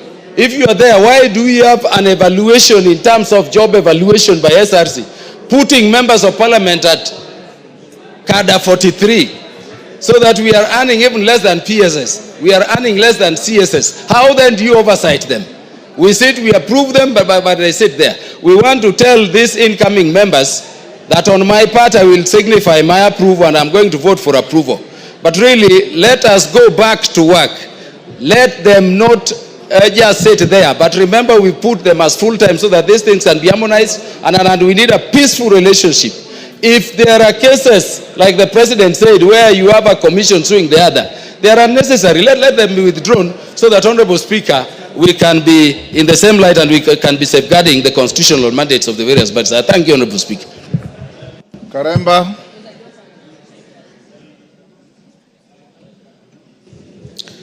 Thank you, Honorable Speaker. I wish to thank the honorable members who have contributed to this motion, and starting with the honorable members of the committee, who sat through the entire vetting process and saw that indeed the nominees were fit for this exercise. But the message is very clear, Honorable Speaker, to the incoming commissioners that their job is very clear. Their job is not to target politicians only.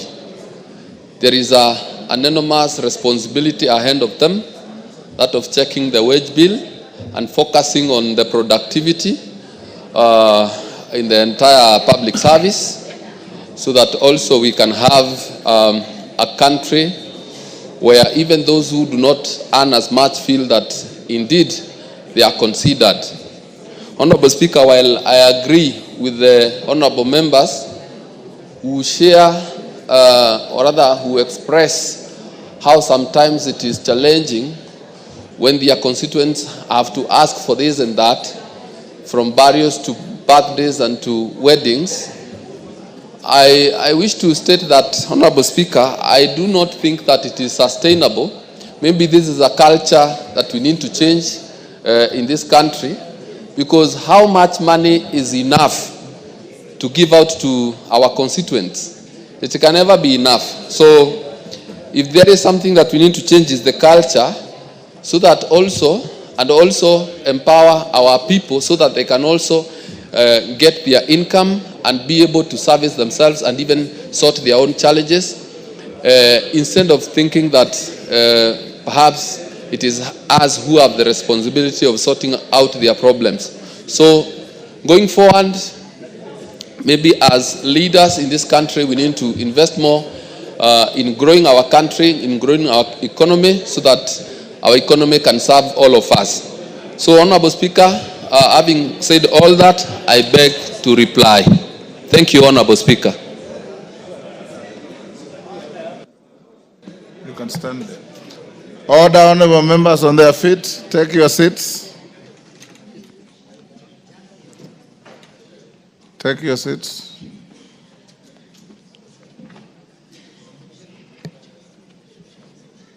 Ferdinand, take the nearest seat. Thank you. Honorable members, I'll now put the question at order number 9. There is quorum in the House. That taking into consideration the findings of the Departmental Committee on Labor in its report on the vetting of nominees for appointment as chairperson and as members of the Salaries and Remuneration Commission laid on the table of the House on Tuesday, 26 November 2024, and pursuant to the provisions of Article 230 of the Constitution, Section 7(11) of the Salaries and Remuneration Commission Act, Cap 412D, and Section 3 and 8 of the Public Appointments Parliamentary Approval Act, Cap 7F, this House approves the appointment of the following persons to the Salaries and Remuneration Commission. 1. Sami Chepkonyi, Chairman. 2. Major General Retired Martin Kizito Ngoi, CBS, Member nominated by the Defense Council. 3. Mr. Mohammed Aden Abdi, Member nominated by the Senate on behalf of the county governments. 4. Ms. Jane Gataka Njage, Member nominated by the Teacher Service Commission. 5. Dr. Gilda Odera, Member nominated by an umbrella body representing employees. 6. Dr. Geoffrey Apollo Omondi, Member nominated by an umbrella body representing trade unions. And 7. Mr. Leonid Ashindu, Member nominated by a joint forum of professional bodies. As members of that opinion say aye. Will those of the contrary opinion say nay? The ayes have it. Next order.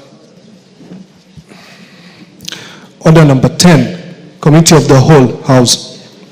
Members, will you be upstanding?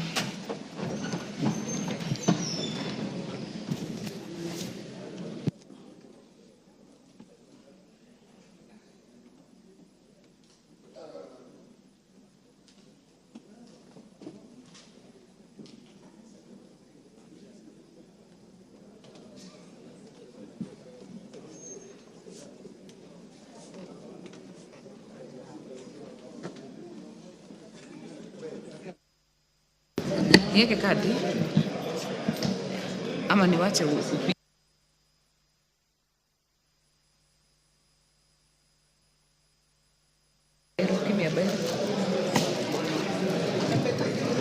wapi? So Mheshimiwa, you will let them know. We had reached clause 27, so we are resuming from 28. Okay. Then wait. Honorable members, we are now in the committee of the whole house for the startup bill, Senate bill number 14 of 2022. We had done up to clause 27. We are resuming from clause 28.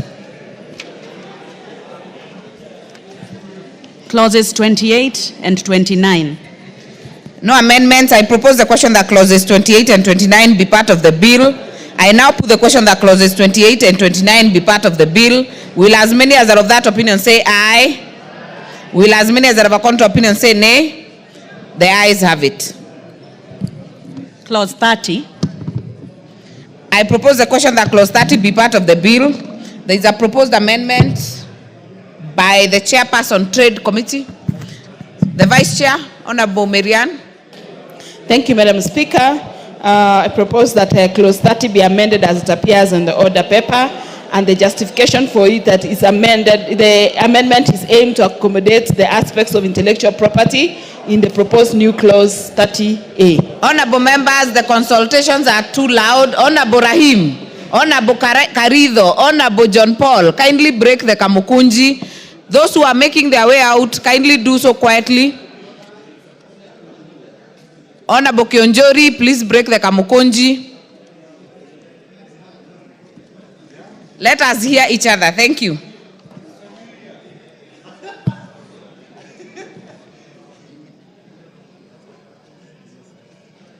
Honorable members, I propose the question that clause 30 be amended as proposed by the chair.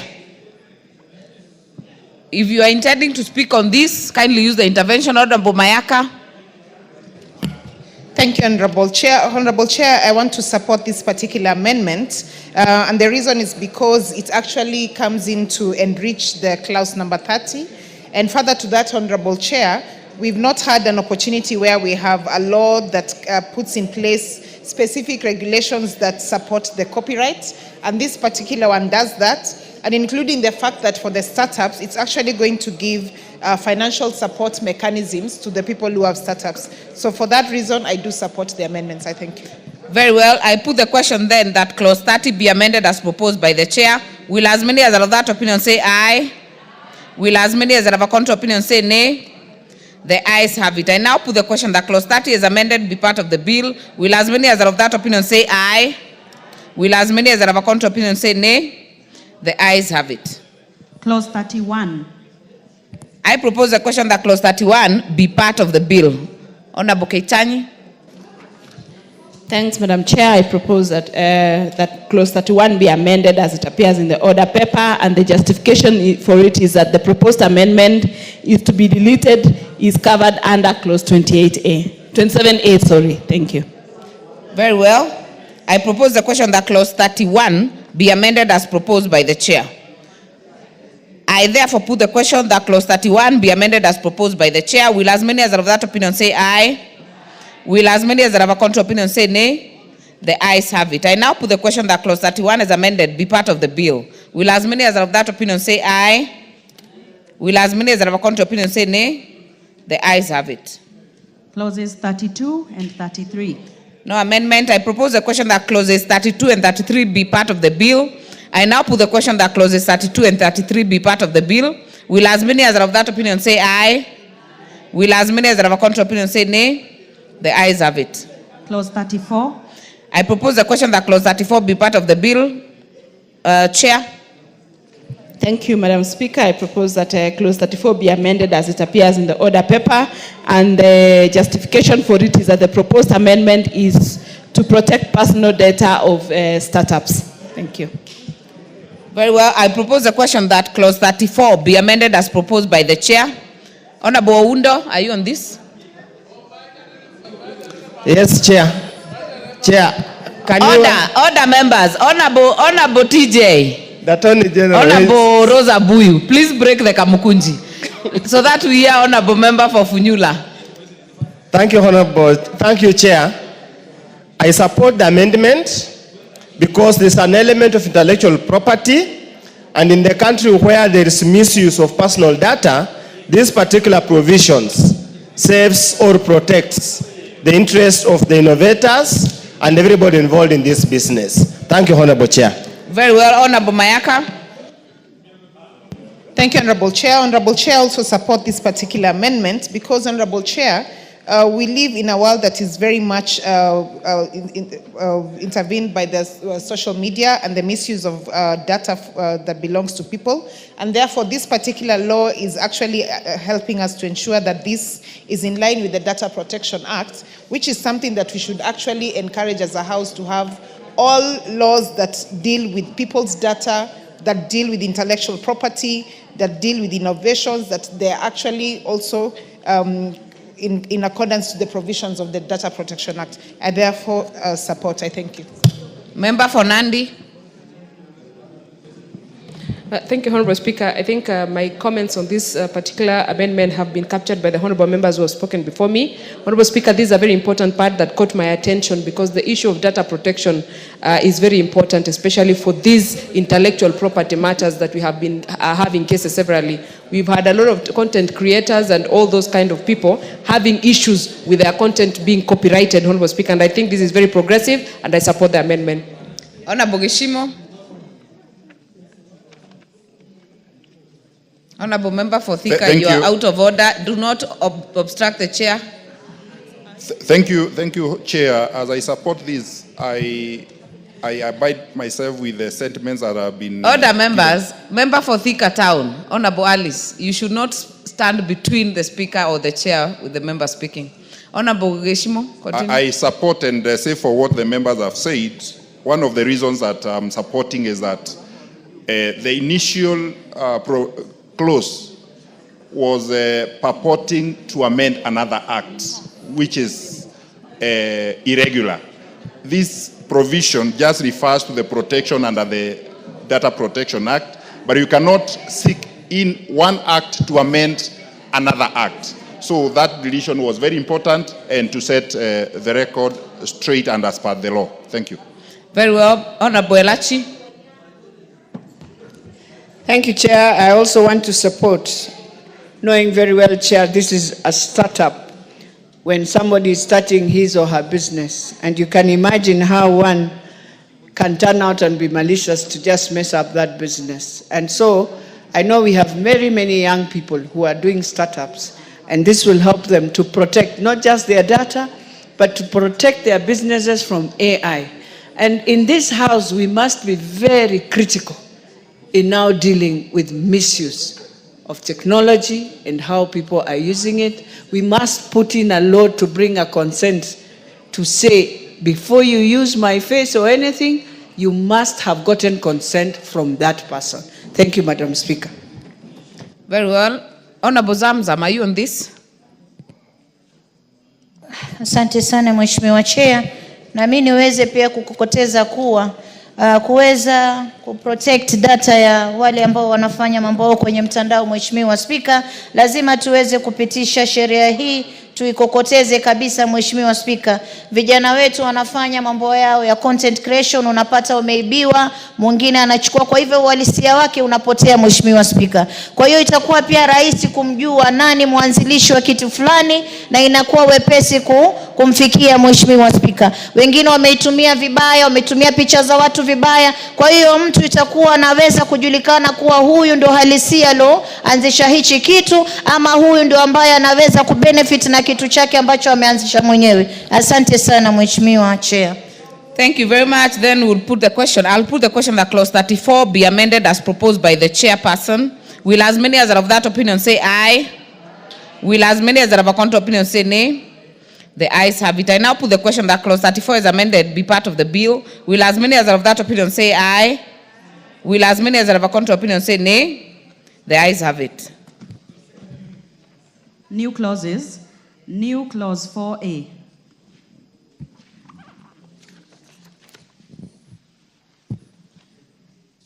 I propose the question that new clause 4A. Okay, before I go there, we will call the mover to move the second reading of the new clause. Honorable Keitany. Madam Speaker, propose that the new clause 4A be read a second time.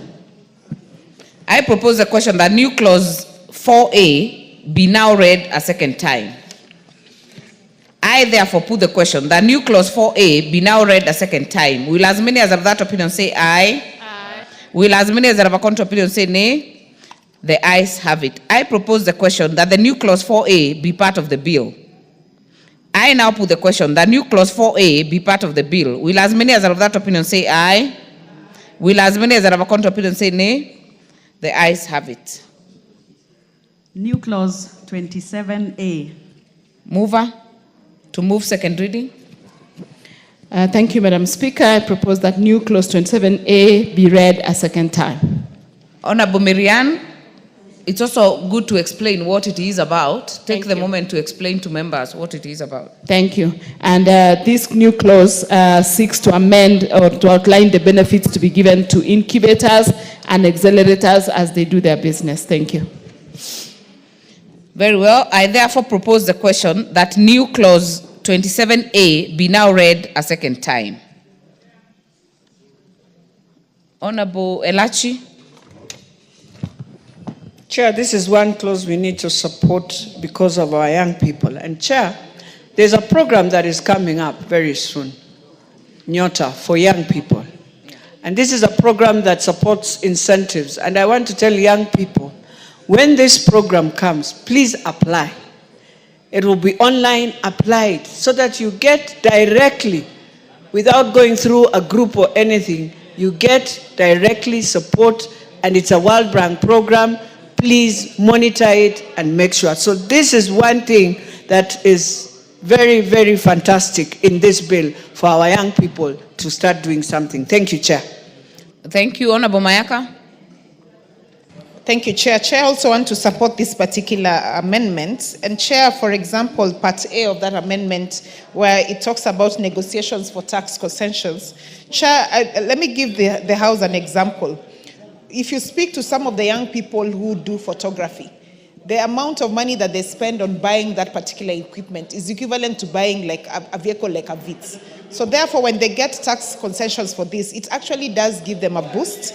And for us as a house, we really need to support this because as a country, the majority of people that we have in this country are young people. And we need to encourage them to have their own startups instead of waiting to be employed. So, Honorable Chair, I do support these particular two amendments because they're really going to boost the startups. Thank you. Zamzam. Mheshimiwa Chair, na mimi niweze kuunga mkono. Vijana hawana ajira na wakati mwingi wanajitafutia ajira zao wenyewe, Mheshimiwa Spika, lakini unapata yale mambo ya ushuru yanaweza kuwaathiri sana kwa sababu yale maekezo ameweka pale anapata ushuru kwa mwingi sana, Mheshimiwa Spika. Kwa hiyo tukiweza kurekebisha hii, iweza kuwa wakipewa ushuru inaanza katika yani kama amepata profits ama amepata ile profit katika kiwango fulani aweza kutoa ushuru, lakini kwa wengine ambao bado yuko chini wanaweza kuwa exempted, Mheshimiwa Chair, na wakaweza kufanya biashara yao bila bugdha, Mheshimiwa Chair, ili waweze kuinua uchumi wa taifa. Asante sana. Nyikao. Thank you. I rise to support this amendment. Chair, this probably may be the most important amendment in the whole of this. When you are having startups, and it means you are starting something new. And if you look at A, you may be using unique machinery that actually has not been in the tax schedule. So then you really need to negotiate that. And if you look at B, the whole idea of searching anything new is doing research. So it is that research grant, and this is a grant and not a loan. This is what we'll support. I support this amendment, Madam Speaker. I will therefore propose the question that new clause 27A be part of the bill. It is important before I put the question, no. I will put the question that new clause 27A be now read a second time. Will as many as are of that opinion say aye? Will as many as are of a contrary opinion say nay? The ayes have it. I therefore propose the question that new clause 27A be part of the bill. Before I put the global question, it's important to note that Honorable KJ had a proposed amendment, which has been dropped. He's not in the House. So I will put the global question that the new clause 27A be part of the bill. Will as many as are of that opinion say aye? Will as many as are of a contrary opinion say nay? The ayes have it. New clause 29A. Mover. This was proposed to be moved by Honorable KJ. It will also be dropped. New clause 30A. Mover, the chairperson. Thank you, Madam Chair.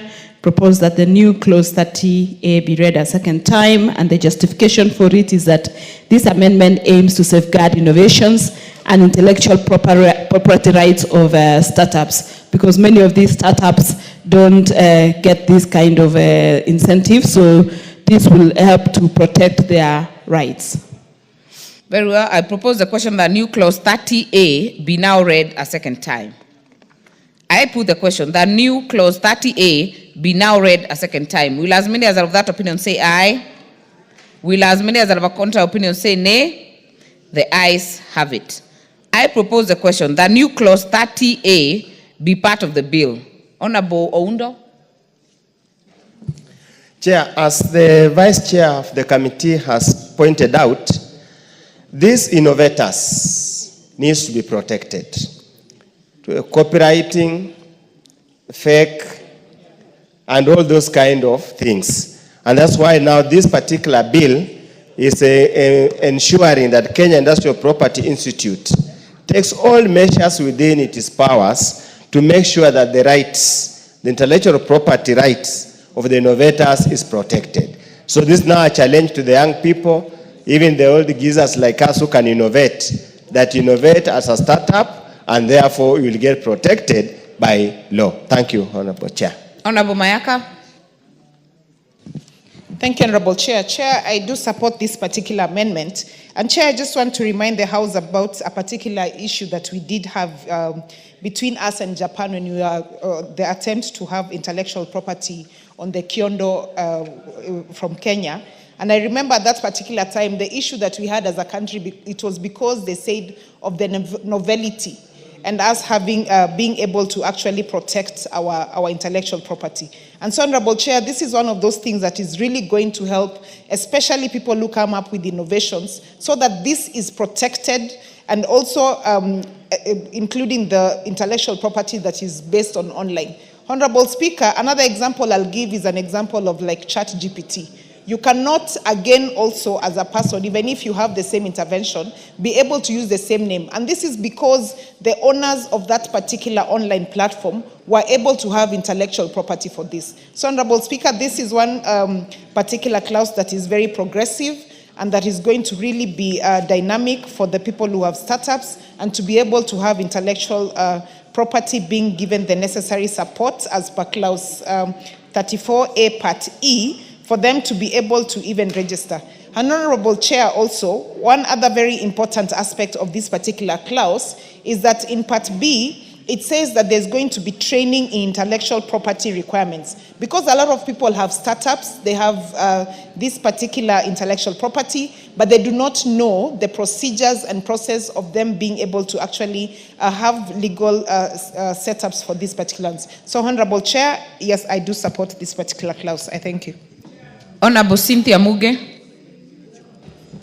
Thank you, Honorable Chair. Looking at the proposed introduction, Honorable Speaker, I must say that in a world where we are now getting to know the meaning of intellectual property, and it is becoming of interest to many people, I am particularly happy with this amendment, Honorable Speaker, at Part D, which is speaking about how to expedite intellectual property registration procedures. Honorable Speaker, the people who are going to use this platform majorly are young people, and they are people who have demonstrated in the past that they are a little bit impatient. The provision in the law, Honorable Speaker, that we are speaking to the issue of expedition of the property registration is very progressive for me, and I hope that it is going to aid the issues of intellectual property and trademarks, Honorable Speaker, for the young people who are willing to invest in this particular sector. So I support it in totality, Honorable Speaker. Thank you, Honorable Elachi. Chair, this is one clause that is going to also help the young people. You imagine now, a man I respect so much, Elon Musk, coming in with what he's coming in. And you can imagine at that time how we will be off fiber, we will be off on the satellite. If you don't have such a clause to ensure that you protect the copyrights, the trade secrets, and many other things, valuable assets for young people, we will have a big challenge of plagiarism from each other. So this we support because of the young people, Madam Speaker. Thank you. Honorable Zamzam.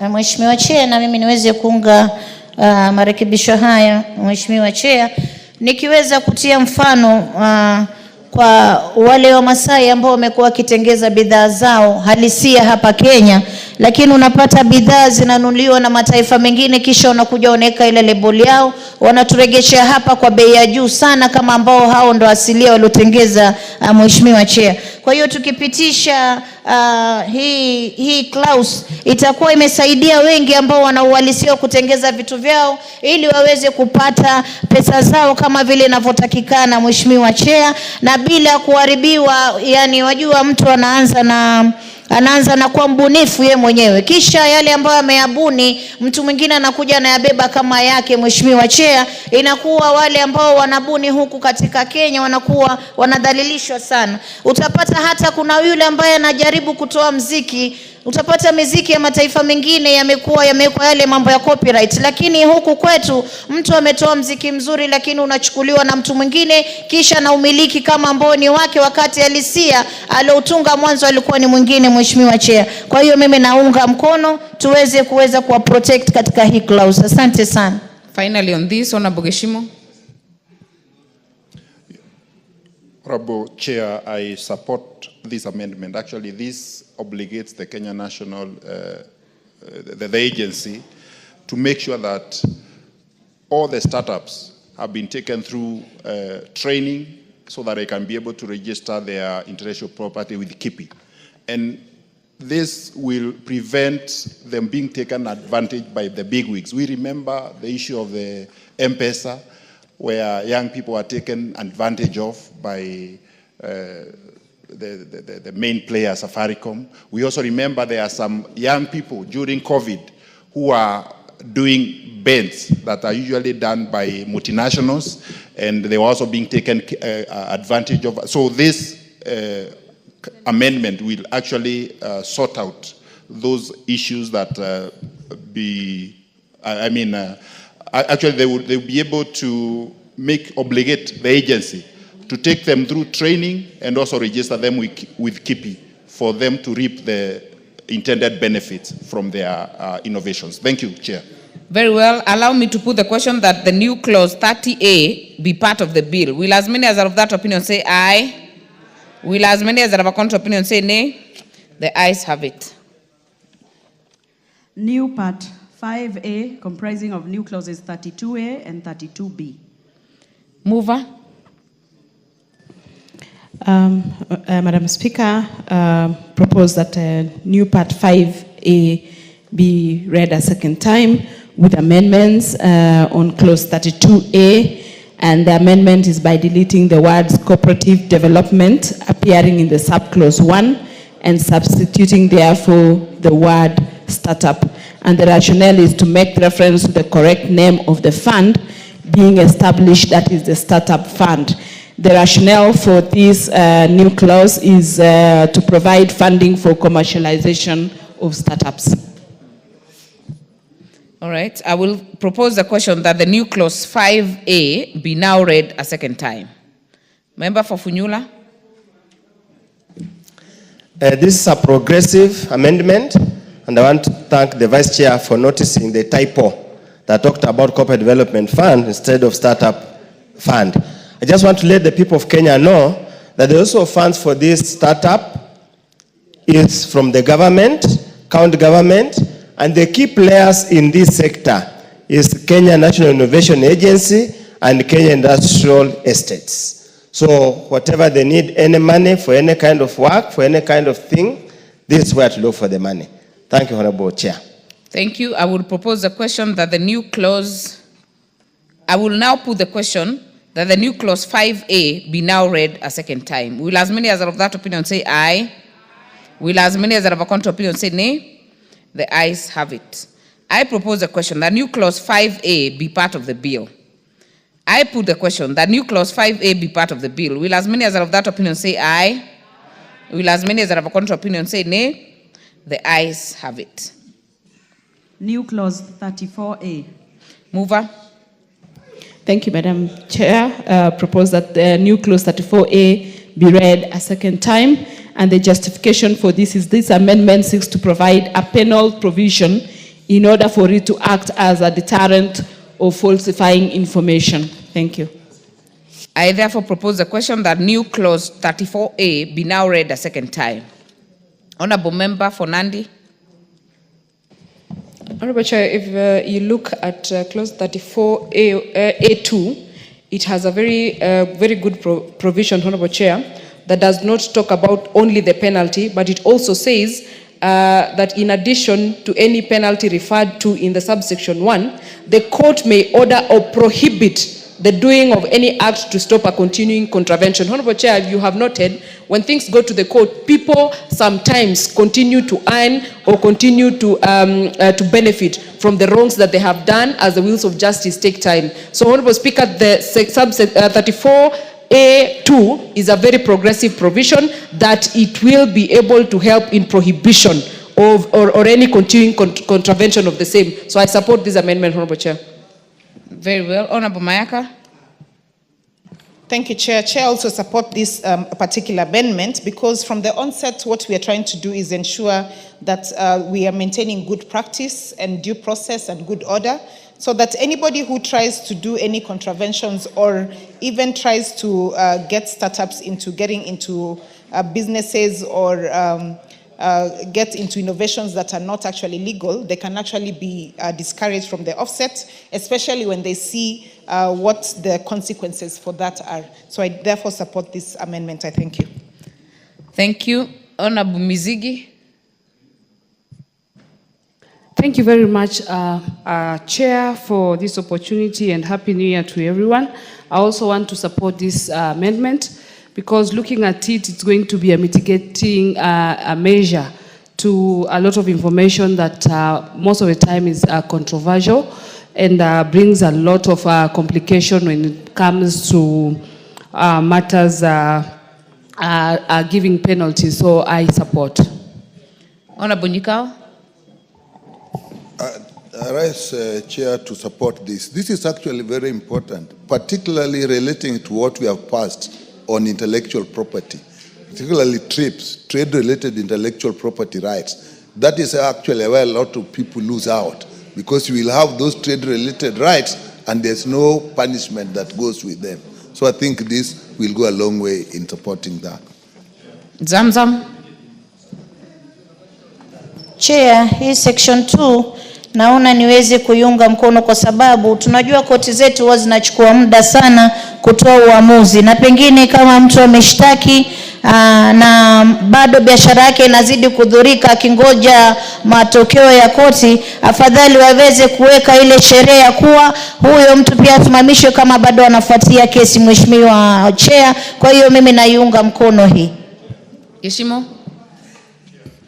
Chair, every law should not be made in vain, and in proper drafting, every law should have a penalty clause. The initial bill missed out on that, and that is why the introduction of the penalty clause in this bill is very, very important, whereby maybe regulations that will follow thereafter will also maybe cross-check, cross-refer in terms of the penalties. That is why this amendment is very crucial. Thank you, Chair. Thank you. I therefore put the question that new clause 34A be now read a second time. Will as many as are of that opinion say aye? Will as many as are of a contrary opinion say nay? The ayes have it. I propose the question that the new clause 34A be part of the bill. I put the question that new clause 34A be part of the bill. Will as many as are of that opinion say aye? Will as many as are of a contrary opinion say nay? The ayes have it. Honorable members, before we proceed to clause 2, I would like that we revisit clause 27A after consultation with the chair, and we'll just redo it again so that we include 27A, 27B, and 27C to be on record. New clause 27A, 27B, and 27C. I propose the question that clauses, it's moving, yeah. It's a new clause, so mover, kindly move with clarity on the 3. Thank you, Madam Chair. I propose that the new clause 27A, 27B, and 27C be read a second time. And we had dealt with the 27A in terms of justification. For B, the justification is that the proposed amendment is aimed at attracting more investments for startups. And these startups, these investments are basically tax reliefs for startups. And this is basically for both the new investor and also the organizations that are willing to invest in startups. And as well for 27C, the amendment is aimed at enhancing clarity on persons eligible for this exemption that is captured in B. Thank you. I therefore propose the question that new clause 27A, B, and C be now read a second time. I put the question that the new clause 27A, 27B, and 27C be now read a second time. Will as many as are of that opinion say aye? Will as many as are of a contrary opinion say nay? The ayes have it. I propose the question that new clause 27A, 27B, and 27C be part of the bill. I now put the question that clauses 27A, 27B, and 27C be part of the bill. Will as many as are of that opinion say aye? Will as many as are of a contrary opinion say nay? The ayes have it. Clause 2. Mover? No. I propose the question that clause 2 be part of the bill. Vice Chair. Thank you, Madam Chair. I propose that clause 2 be amended as it appears in the order paper. And the justification for that is that the new definitions provide the meaning for various terms that are going to be used in the bill. And the amendment of the term also Cabinet Secretary is to clarify that since startups are MSMEs, the law will be implemented by the Cabinet Secretary responsible for micro and small enterprises. The deletion of the definition of County Executive Committee member is also to align with the proposed amendments in the bill, given that the law will be implemented by the national government in collaboration with other startup ecosystem players, including the county governments.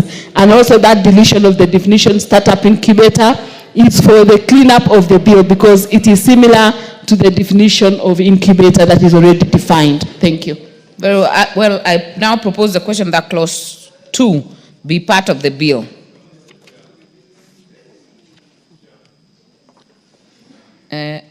Honorable Gishimo. Chair, while considering this bill as a committee, we also found that there are quite a number of terms that were regularly used in the bill and had not been defined. So this section seeks now to define those terms for the better understanding of the bill. Thank you, Chair. Honorable Mayaka. Thank you, Chair. Chair, I just want to go on record to having supported the particular amendments from the committee as has been proposed, because this also helps to give context to the particular terms that have been used within the bill, and also for the introduction of the amendments that have been put so that it is also in line and complies with the amendments. So I therefore support the amendments. I thank you. Thank you. Honorable Nyikao. Yeah, we must support this. And without this, the whole act would be unimplementable because nothing is defined. People do whatever they want. So I think this we must support. That it came later is not important, but it will enable the act to be implemented. I support. Honorable Muge. Thank you, Honorable Chair. Having taken my time to interact with the bill as it were when it came to the Assembly, I want to appreciate the committee for doing a lot of technical definition of most of these terms and making it more comprehensive. Honorable Chair, when I went through it, I had a lot of question marks at the end of each and every definition and a lot of underlining. Honorable Speaker, Honorable Chair, today I think this has captured a lot more of the things that were unclear, and it is going to help with the implementation seamlessly. I support. Honorable Mizigi. Thank you, Chair. I stand to support as well, because as I look at this amendment, Chair, it's going to bring a lot of clarity on many terms that initially could complicate matters. But this one I support and also congratulate the committee for a good work. Honorable Oundo. Thank you, Chair. I just want to bring to the attention of the country that you see probably there could be misconception on the understanding of the term startup. Under clause 2, it's clearly defined, and allow me, Chair, to read for those who are listening and who are watching all over the country. The startup means a registered enterprise, legally recognized under the laws of Kenya, which has been in existence for a period of not more than 10 years. Very clear, they must be very clear, with a strong growth potential, incremental innovation, or disruptive business model. All that we are saying, will not be treating things normally. We'll treat them abnormally, and that's why we're talking about innovation and disruptive business model. Thank you, Chair. Very well. I therefore put the question that clause 2 be amended as proposed by the chair. Will as many as of that opinion say aye? Will as many as of a contrary opinion say nay? The ayes have it. I will therefore, just before I put the global question, I will note the proposed amendment by Honorable John Carrier is dropped, and I will put the question that clause 2 as amended be part of the bill. Will as many as of that opinion say aye? Will as many as of a contrary opinion say nay? The ayes have it. Title. I propose the question that the title of the bill be the title of the bill. Mover, you have a proposed amendment? No, thank you. Just to propose, Chair, that the title of the bill be as proposed as it is in the order paper, and this is to widen the scope of the application of the Act. I therefore propose the question that the title be amended as proposed by the chair. I will put the question that the title be amended as proposed by the chair. Will as many as are of that opinion say aye? Will as many as are of a contrary opinion say nay? The ayes have it.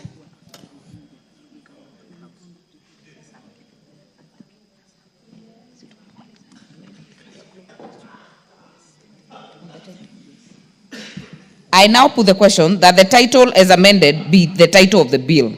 Will as many as are of that opinion say aye? Will as many as are of a contrary opinion say nay? The ayes have it. Clause 1. I propose the question that clause 1 be part of the bill. No amendment. I now put the question that clause 1 be part of the bill. Will as many as are of that opinion say aye? Will as many as are of a contrary opinion say nay? The ayes have it. Honorable members, I will call the mover then to move reporting. Thank you. Mayaka. Thank you, Honorable Chair. Honorable Chairperson, I beg to move that the committee do report to the House in consideration of the Startup Senate Bill number 14 of 2022 and its approval thereof with amendments. I thank you. Very well. I therefore put the question, which is that the committee do report to the House its consideration of the Startup Senate Bill number 14 of 2022 and its approval thereof with amendments. As many as are of that opinion say aye. As many as are of a contrary opinion say nay. The ayes have it. Honorable members, we shall proceed to the next bill. Still on Committee of the Whole, the Persons with Disabilities Bill, Senate Bill number 7 of 2023.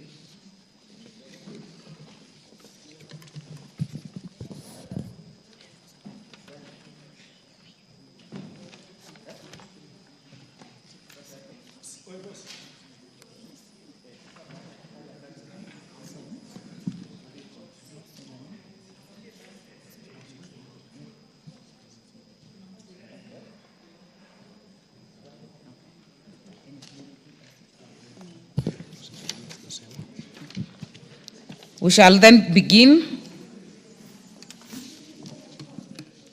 Clause 3. I propose the question that clause 3 be part of the bill. No amendment. I will put the question that clause 3 be part of the bill. Will as many as are of that opinion say aye? Will as many as are of a contrary opinion say nay? The ayes have it. Clause 4. I propose the question that clause 4 be part of the bill. Mover, Chair, Committee on Social Protection. Thank Honorable you. Alice. Honorable Chair, I beg to move that clause 4 of the bill be amended as per the order paper. The justification, the amendment seeks to obligate the national government to develop policies on the protection and promotion of the rights of persons with disability. And the amendment seeks to obligate the national government to promote inclusion and integration of persons with disability in schools. Very well. I propose the question that clause 4 be amended as proposed by the chair. Member for Nandi, are you on this? Yes, Chair. I like especially the replacement from welfare to the rights, because, Honorable Chair, we cannot continue treating the quality of the persons living with disability issues as something that can either be done or might not be done. It must be treated as an entitlement to them because they have a right. So, Honorable Chair, I support the amendments and particularly that part of it. Very well. Honorable Member for Mombasa. Mheshimiwa Chair, na mimi niweze kuunga kwa sababu tukitoa neno welfare na kuweka rights inasisitiza kuwa hii ni haki yao. Lakini tukiacha welfare ilikuwa kidogo wanatatizika, wakati ambapo ni haki yao kupata huduma, ni haki yao kuangaliwa kama vile Wakenya wengine. Mheshimiwa Chair, na mimi naunga hapo. I therefore put the question that clause 4 be amended. I therefore put the question that clause 4 be amended as proposed by the chair. Will as many as are of that opinion say aye? Will as many as are of a contrary opinion say nay? The ayes have it. I now put the question that clause 4 as amended be part of the bill. Will as many as are of that opinion say aye? Will as many as are of a contrary opinion say nay? The ayes have it. Clause 5. I propose the question that clause 5 be part of the bill. Mover. Honorable Chair, I beg to move that clause 5 be amended as per the order paper. Justification, the amendment seeks to obligate the county government to develop policies on the protection and promotion of the rights of the persons with disability. Further, the amendments are necessary to align the bill with Article 58 of the Constitution, which provides that children have a right to free and compulsory basic education, which includes pre-primary education. I propose the question that clause 5 be amended as proposed by the chair. I put the question that clause 5 be amended as proposed by the chair. Will as many as are of that opinion say aye? Will as many as are of a contrary opinion say nay? The ayes have it. I now put the question that clause 5 as amended be part of the bill. Will as many as are of that opinion say aye? Will as many as are of a contrary opinion say nay? The ayes have it. Clause 6. I propose the question that clause 6 be part of the bill. Mover. Honorable Chair, I beg to move clause 6 be amended as per the order paper. Justification, the amendment is necessary to align the clause 6 with the provision of Article 2(1) of the Constitution on equality and freedom of discrimination. I therefore propose the question that clause 6 be amended as proposed by the chair. I put the question that clause 6 be amended as proposed by the chair. Will as many as are of that opinion say aye? Will as many as are of a contrary opinion say nay? The ayes have it. I now put the question that clause 6 as amended be part of the bill. Will as many as are of that opinion say aye? Will as many as are of a contrary opinion say nay? The ayes have it. Clause 7. I propose the question that clause 7 be part of the bill. No amendment. I put the question that clause 7 be part of the bill. Will as many as are of that opinion say aye? Will as many as have a contrary opinion say nay? The ayes have it. Clause 8. I propose the question that clause 8 be part of the bill. Mover. Honorable Chair, I beg to move that clause 8 of the bill be amended as per the order paper. Justification, the amendments seek to ensure that the exercise of the right to marry is based on free and full consent of the parties. The amendment also seeks to delete the word sexuality and replace with sexual to make reference to the correct terminology as employed on other statutes, which is sexual and productive health. I therefore propose the question that clause 8 be amended as proposed by the chair. I put the question that clause 8 be amended as proposed by the chair. Will as many as are of that opinion say aye? Aye. Will as many as are of a contrary opinion say nay? The ayes have it. I now put the question that clause 8 as amended be part of the bill. Will as many as are of that opinion say aye? Aye. Will as many as are of a contrary opinion say nay? The ayes have it. Clauses 9 and 10. I propose the question that clauses 9 and 10 be part of the bill. No amendment. I put the question that clauses 9 and 10 be part of the bill. Will as many as are of that opinion say aye? Aye. Will as many as are of that contrary opinion say nay? The ayes have it. Clause 11. I propose the question that clause 11 be part of the bill. Mover. Honorable Chair, I beg to move that clause 11 be amended by as the order paper. The amendments seek to align the bill with the provision of the Basic Education Act, which recognizes the right of every child to access quality and inclusive education.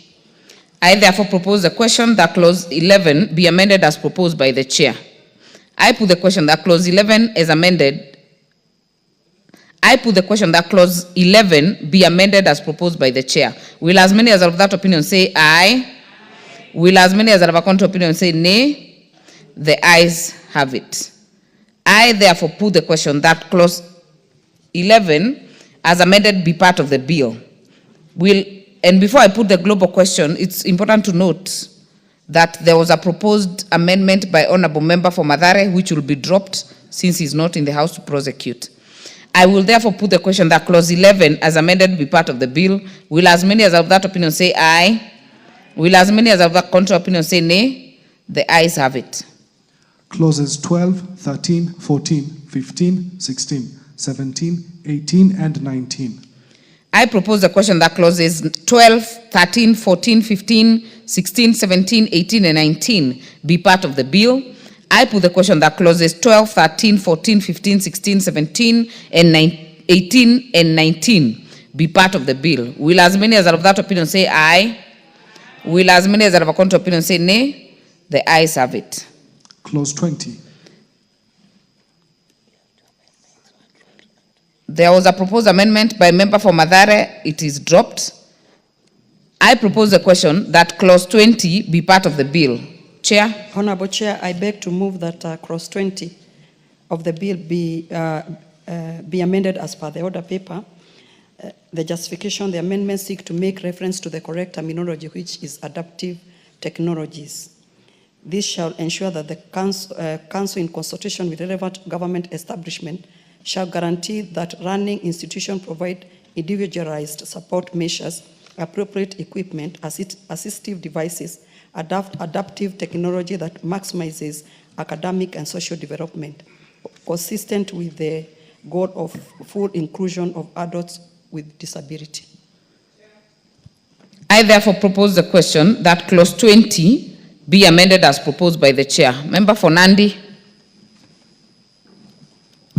Honorable Chair, I have nothing useful to add to this amendment, but I want to thank the committee for saving this Honorable House the embarrassment of having the wrong terminology, Honorable Chair, while it is actually sort of straightforward, but I thank the committee for noting that. Thank you, Honorable Chair. I support. Honorable Elachi. Thank you, Chair. Chair, this is one amendment that I'm hoping even as we do NCGTF, we can now see how to support. Because you find that many of our children who are in school at the moment, and especially when they are doing their exams. Let me just give an example of the blind.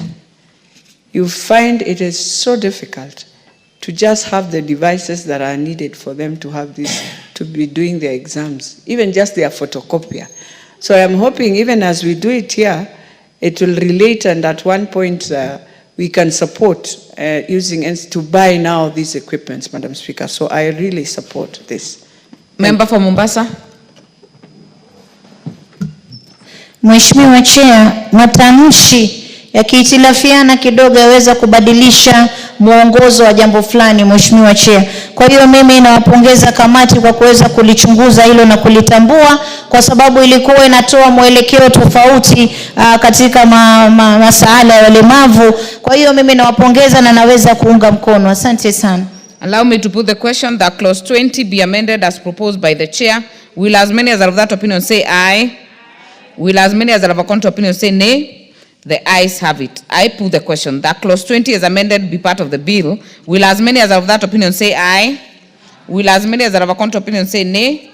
The ayes have it. Clause 21. I propose the question that clause 21 be part of the bill. Honorable Chair, I beg to move that clause 21 of the bill be amended as per the order paper.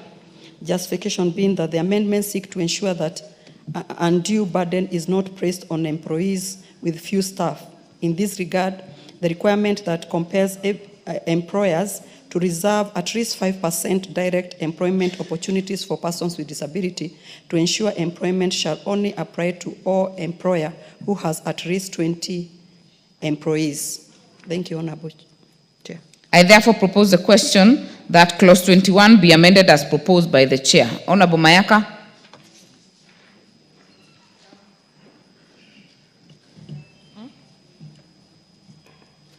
Thank you, Chair. Chair, I also want to support this particular amendment because, Chair, it does make mathematical sense that we start the 5% definition from a number of at least 20 employees. So this makes total sense that they have included it. Thank you. Very well. Honorable Zamzam, are you on this? Mheshimiwa Chair, mpaka sasa walemavu katika makampuni wajapewa kipaumbele, Mheshimiwa Chair, na mimi napenda kushukuru kamati ambayo imepanga mambo haya kuwa 5%, yani katika watu 20 angaa kuna watu 5 ambao wanaweza kuandikwa kazi kama walemavu. Walemavu wameachwa nje sana katika makampuni, na mimi napenda kuwapongeza sana kuweza kuwapatia hii nafasi, lakini sio hiyo tu, tukokoteze kuwa wapewe hizo nafasi, manake mpaka sasa makampuni mengi hayajawapa walemavu nafasi za kazi. Na mimi nazungumzia hasa ndani ya Mombasa County, walemavu wameachwa nje. Katika kampuni unapata wale wahudumu wote ni watu ambao wana usawa katika maumbile na walemavu wameachwa nje. Kwa hiyo napongeza sana hii kamati. Asante sana. Very well. Honorable Elachi. Chair, this is one part I will tell you we have really misused even as political parties. Chair, you realize in all, even when you look at our county assemblies, we have made it as a joke. And I'm hoping the 20 is not just about employment. It is in everywhere where we must ensure now inclusivity is done. And Madam Speaker, you realize that we try our best in GAF and NCGDF to ensure we have persons who are with special needs. But in all these other sectors, even in the appointments of the president, you'll still find the same challenge. And I'm hoping the PSS who are going to be employed now, when they do their interviews, we are going to ensure this happens. It has to happen with us now. And if indeed they have not really shortlisted many of them, they should start thinking, so that we become serious with persons living with disability. But the other challenge we face, Madam Speaker, as I support this, is that for us, by accident, by anything, because I've realized again we are taking advantage of people who are born with such challenges. I know, yes, when you get an accident, you get into the same challenge. So we have to look at all of them, because at that time you also become you have the same challenge. So let us look at all of them. But when you heal also, and you see you are moving, kindly pray to God that you go back and become the right person, because God has healed you. Do not remain. But one thing we also need to tell them is, it is time every person with disability, let them have the disability council card, without questions, without all this. It has to start from there as we move to this. Thank you, Madam Speaker. Honorable members, allow me to put the question that clause 21 be amended as proposed by the chair. Will as many as of that opinion say aye? Will as many as of a contrary opinion say nay? The ayes have it. I now put the question that clause 21 as amended be part of the bill. Will as many as of that opinion say aye? Will as many as of a contrary opinion say nay? The ayes have it. Clauses 22, 23, and 24. I propose the question that clauses 22, 23, and 24 be part of the bill.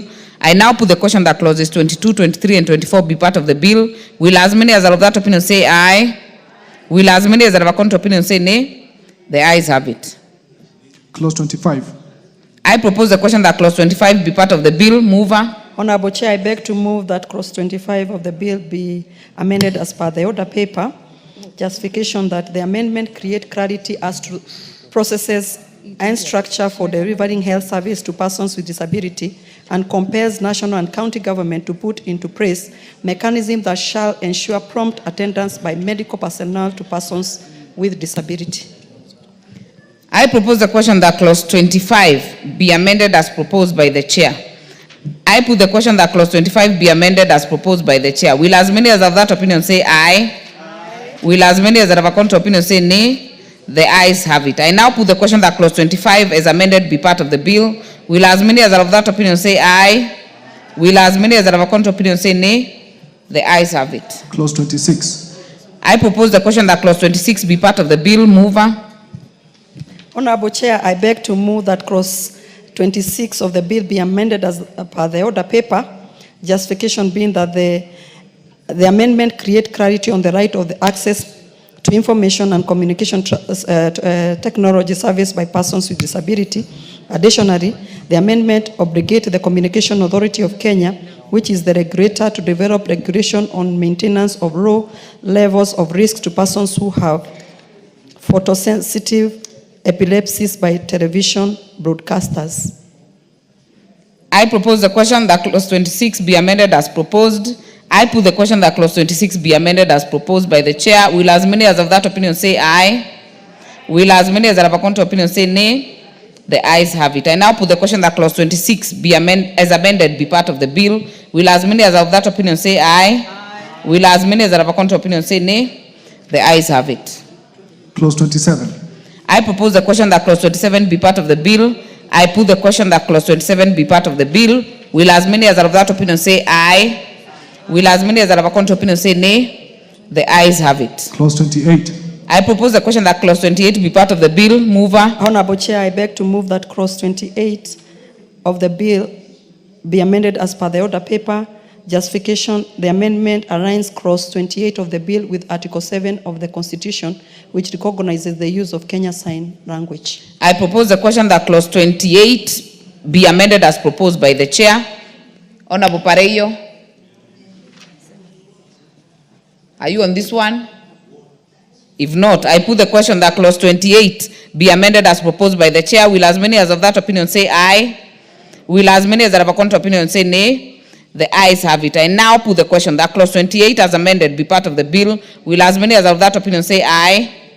Will as many as that have a contrary opinion say nay? The ayes have it. Clause 29.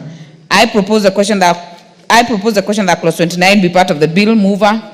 Honorable Chair, I beg to move that clause 29 of the bill be amended as per the order paper. Justification being the amendment align clause 29 of the bill with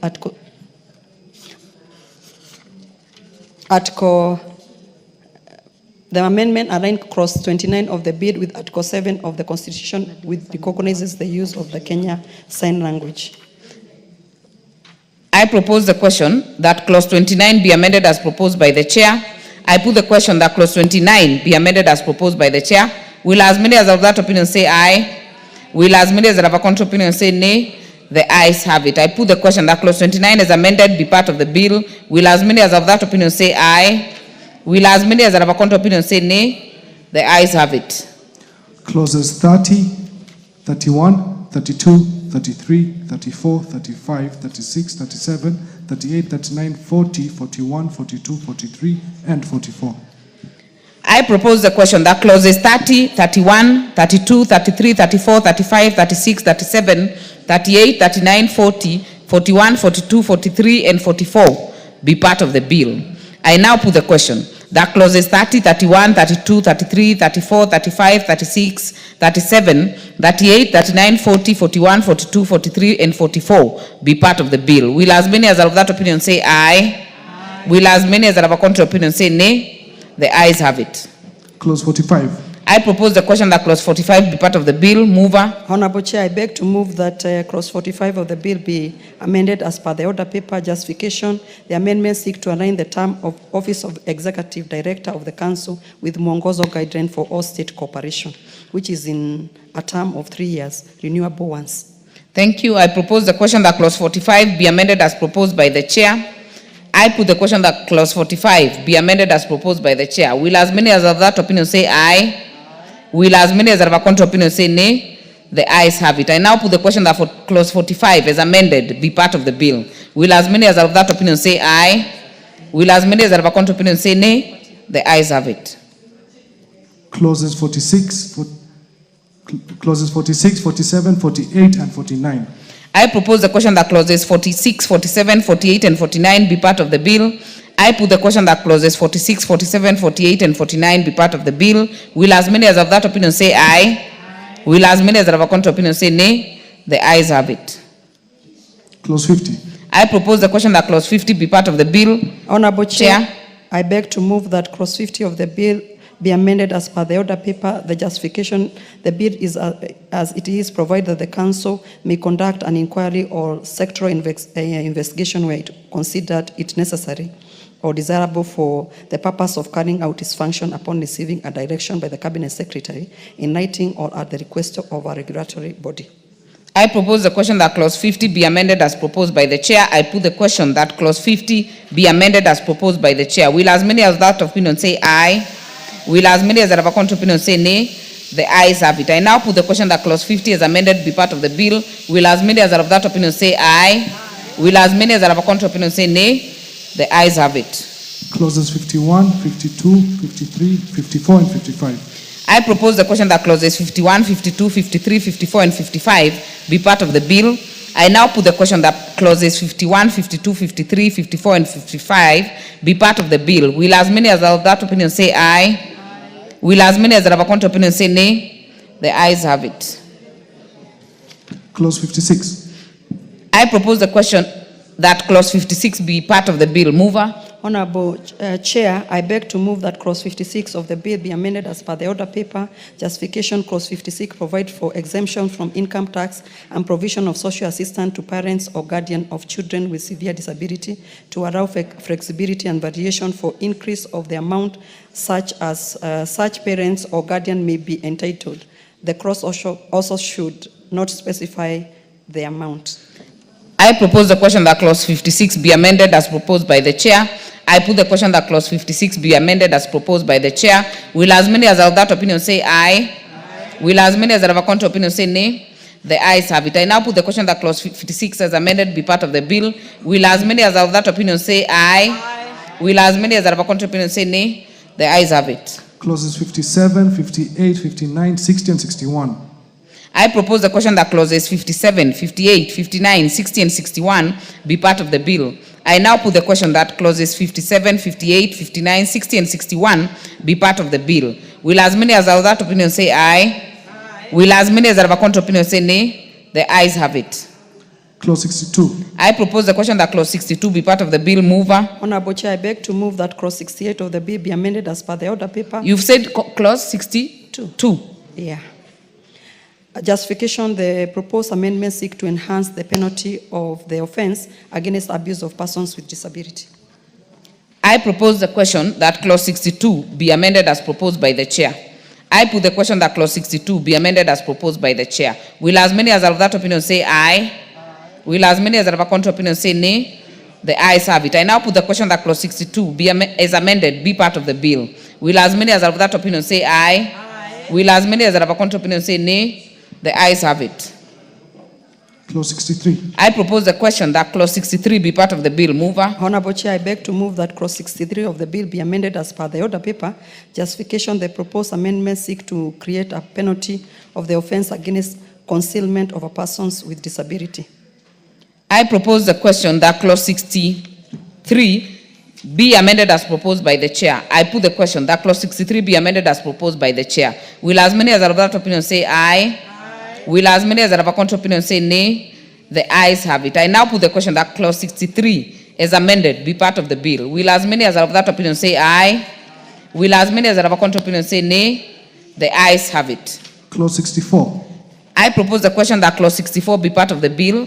I now put the question that clause 64 be part of the bill. Will as many as have that opinion say aye? Will as many as have a contrary opinion say nay? The ayes have it. Clause 65. I propose the question that clause 65 be part of the bill. Mover. Honorable Chair, I beg to move that clause 65 of the bill be amended by As per the order paper, justification, the proposed amendments seek to enhance the penalty of the offense against denial of food and fluids of persons with disability. I propose the question that clause 65 be amended as proposed by the chair. I put the question that clause 65 be amended as proposed by the chair. Will as many as of that opinion say aye? Will as many as that have a contrary opinion say nay? The ayes have it. I now put the question that clause 65 as amended be part of the bill. Will as many as of that opinion say aye? Will as many as that have a contrary opinion say nay? The ayes have it. Clause 66. I propose the question that clause 66 be part of the bill. Mover. Honorable Chair, I beg to move that clause 66 be amended as per the order paper. Justification, the proposed amendments seek to enhance the penalty of the offense against degrading treatment of persons with disability. I propose the question that clause 66 be amended as proposed by the chair. I put the question that clause 66 be amended as proposed by the chair. Will as many as are of that opinion say aye? Will as many as are of a contrary opinion say nay? The ayes have it. I now put the question that clause 66 as amended be part of the bill. Will as many as are of that opinion say aye? Will as many as are of a contrary opinion say nay? The ayes have it. Clause 67, 68, 69, 70, and 71. I propose the question that clauses 67, 68, 69, 70, and 71 be part of the bill. I now put the question that clauses 67, 68, 69, 70, and 71 be part of the bill. Will as many as are of that opinion say aye? Will as many as are of a contrary opinion say nay? The ayes have it. Clause 72. I propose the question that clause 72 be part of the bill. Mover. Honorable Chair, I beg to move that clause 72 of the bill be amended as per the order paper. Justification, the proposed amendments seek to ensure access by persons with disability of public transport by obligating the national and county government to make public roads and highways under their respective mandates accessible to persons with disability, ensuring that bus stops and barrier frees.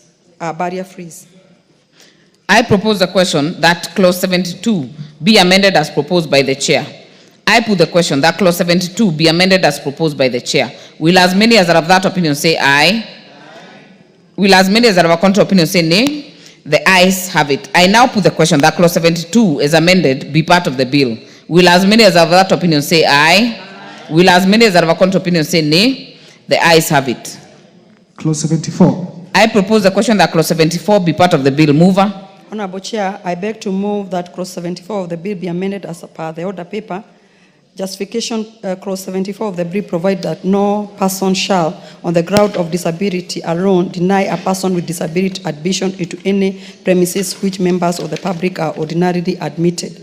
The use of the word alone in clause 74 implies that where there exists another ground, a person with disability may be discriminated, hence the proposal to delete the word.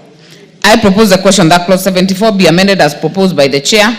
I put the question that clause 74 be amended as proposed by the chair. Will as many as are of that opinion say aye? Will as many as are of a contrary opinion say nay? The ayes have it. I now put the question that clause 74 is amended be part of the bill. Will as many as are of that opinion say aye? Will as many as are of a contrary opinion say nay? The ayes have it.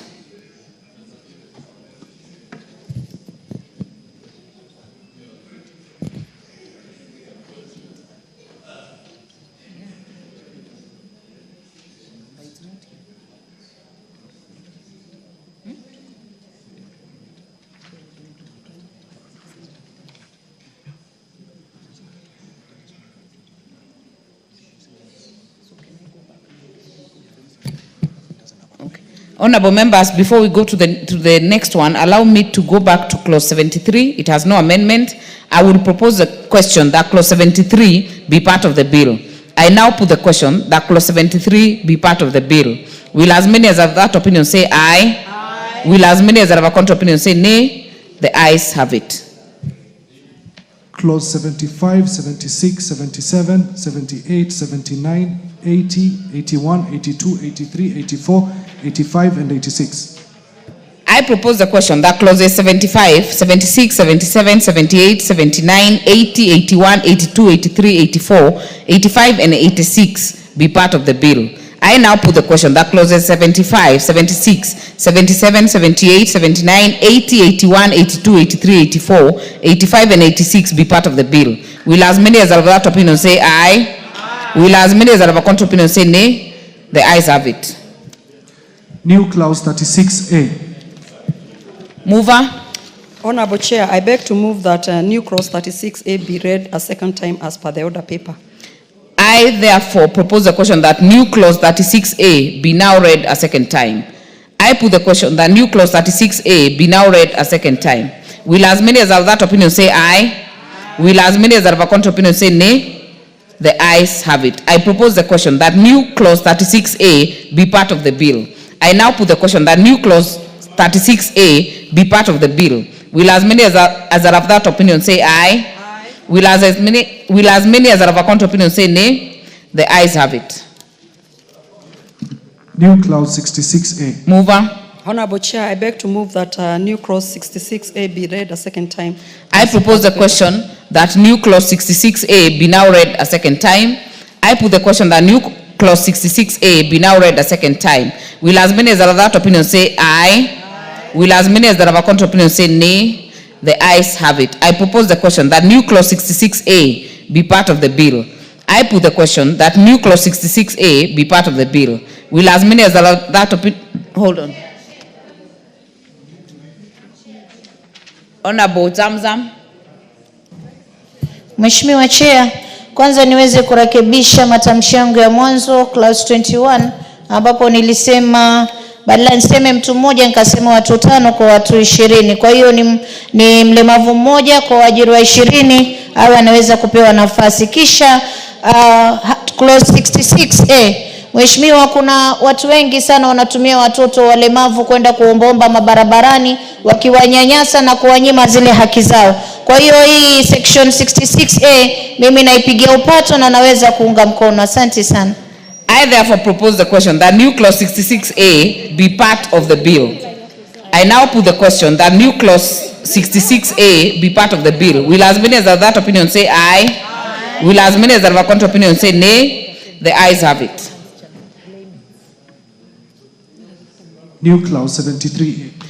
Mover. Honorable Chair, I beg to move that new clause 73A be read a second time as per the order paper. I propose the question that new clause 73A be now read a second time. I put the question that new clause 73A be now read a second time. Will as many as are that opinion say aye? Aye. Will as many as are of a contrary opinion say nay? The ayes have it. I propose the question that new clause 73A be part of the bill. I put the question that new clause 73A be part of the bill. As many as are of that opinion say aye? Aye. Will as many as are of a contrary opinion say nay? The ayes have it. First schedule. I propose the question that the first schedule be the schedule of the bill. I put the question that the first schedule be the schedule of the bill. Will as many as are of that opinion say aye? Aye. Will as many as are of a contrary opinion say nay? The ayes have it. Second schedule. I propose the question that the second schedule be the schedule of the bill. I put the question that the second schedule be the schedule of the bill. Will as many as are of that opinion say aye? Aye. Will as many as are of a contrary opinion say nay? The ayes have it. Clause 2. I propose, hold on. I propose the question that clause 2 be part of the bill. There is a proposed amendment by member for Madare which will be dropped. So we will prosecute as if it has no amendment. Honorable members, I therefore put the question that clause 2 be part of the bill. Will as many as of that opinion say aye? Will as many as of a contrary opinion say nay? The ayes have it. Title. I propose the question that the title be the title of the bill. I put the question that the title be the title of the bill. Will as many as are of that opinion say aye? Will as many as of a contrary opinion say nay? The ayes have it. Clause 1. I propose the question that clause 1 be part of the bill. I now put the question that clause 1 be part of the bill. Will as many as are of that opinion say aye? Will as many as are of a contrary opinion say nay? The ayes have it.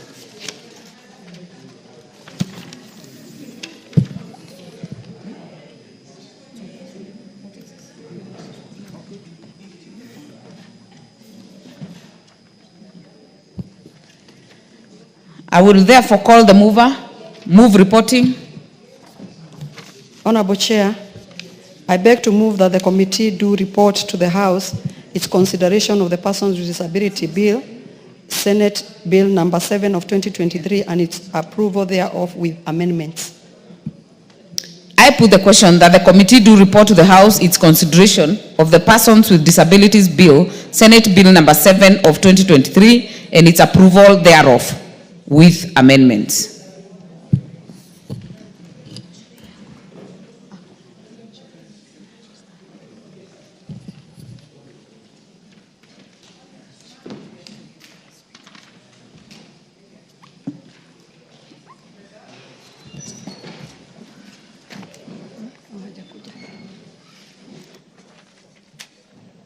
Honorable members, Madam Speaker.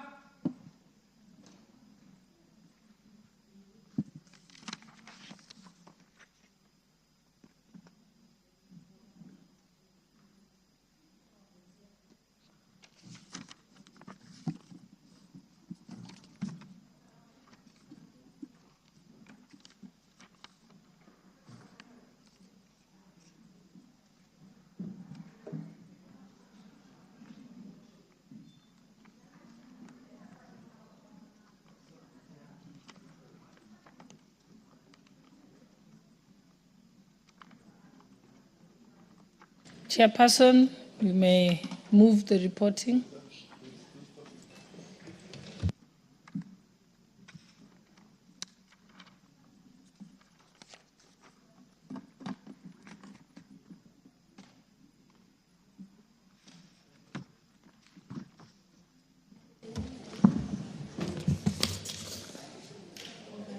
Honorable Speaker, I beg to report that the Committee of the Whole House has considered the Startup Senate Bill number 14 of 2022. Okay. Honorable Speaker, I beg to retake that. Honorable Speaker, I beg to report that the Committee of the Whole House has considered the Persons with Disabilities Bill, Senate Bill number 7 of 2023, and approved the same with amendments.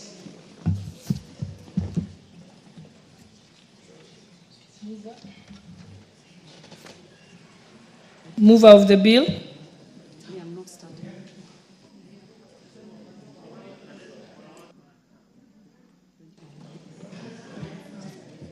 Honorable Speaker, I beg to move that the House do agree with the committee in the said report, and I also request the Honorable Zamzam to second the motion for agreement with the report of the Committee of the Whole House. We have a bit of an error. I think we might have to restart that. I think I'd ask the chairperson, because we should be on the startup bill, not the people with disability bill. Okay, so I think we can retake it again, chairperson. Honorable Speaker, I beg to report that the Committee of the Whole House has considered the Startup Senate Bill number 14 of 2022 and approved the same with amendments. The mover now may proceed to move. Honorable Speaker, I beg to move that the House do agree with the committee in the said report. I also request Honorable Zamzam to second the motion for agreement with the report of the Committee of the Whole House. Mheshimiwa Spika, niweze kumuunga mkono na bili hii vile tumeweza kuirekebisha, naunga mkono na iweze kufanya kazi. Asante Mheshimiwa Spika.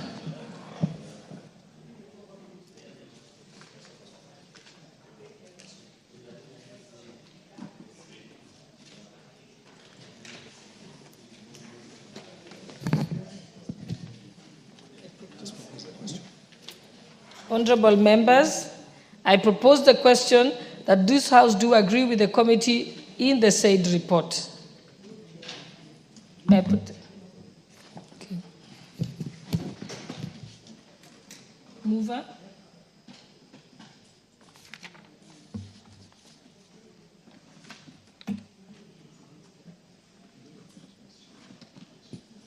Honorable Speaker, I beg to move that the motion for agreement with the report of the Committee of the Whole House be amended by inserting the words subject to the committal of clause 9, and I request Honorable Irene Mayaka to second the motion.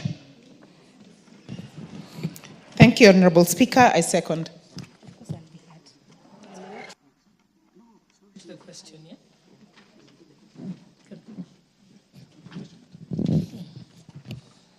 Honorable members, I will put the question at a later time.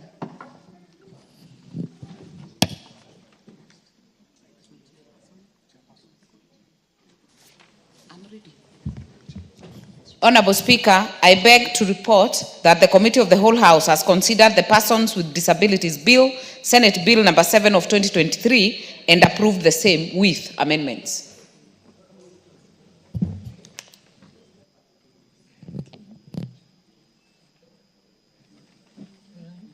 The mover. Thank you. Honorable Speaker, I beg to move that this House do agree with the report of the Committee of the Whole House on its consideration of the Persons with Disability Bill, Senate Bill number 7 of 2023. I also request Honorable Nyikal to second the motion. I second. Okay, honorable members, I now propose the question that this House do agree with the report of the Committee of the Whole House on its consideration of the Persons with Disabilities Bill, Senate Bill number 7 of 2023. And honorable members, we shall put the question at a later time.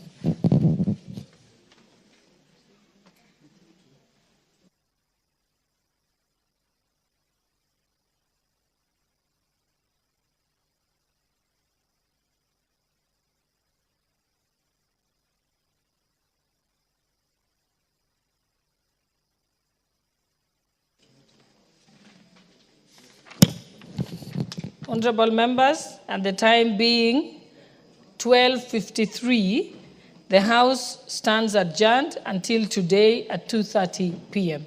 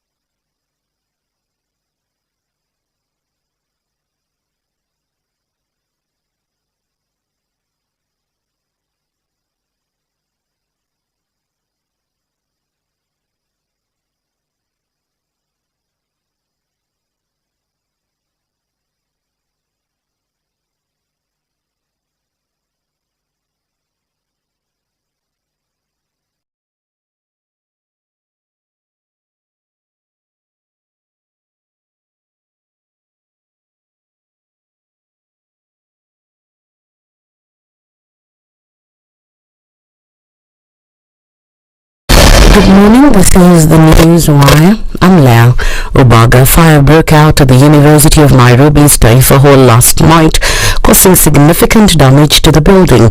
Videos shared on social media showed the intensity of the blaze with smoke and flames visible from across the campus. While the cause of the fire remains unknown, reports indicate that emergency responders have since arrived at the scene and are battling the raging inferno. No injuries or fatalities have been reported.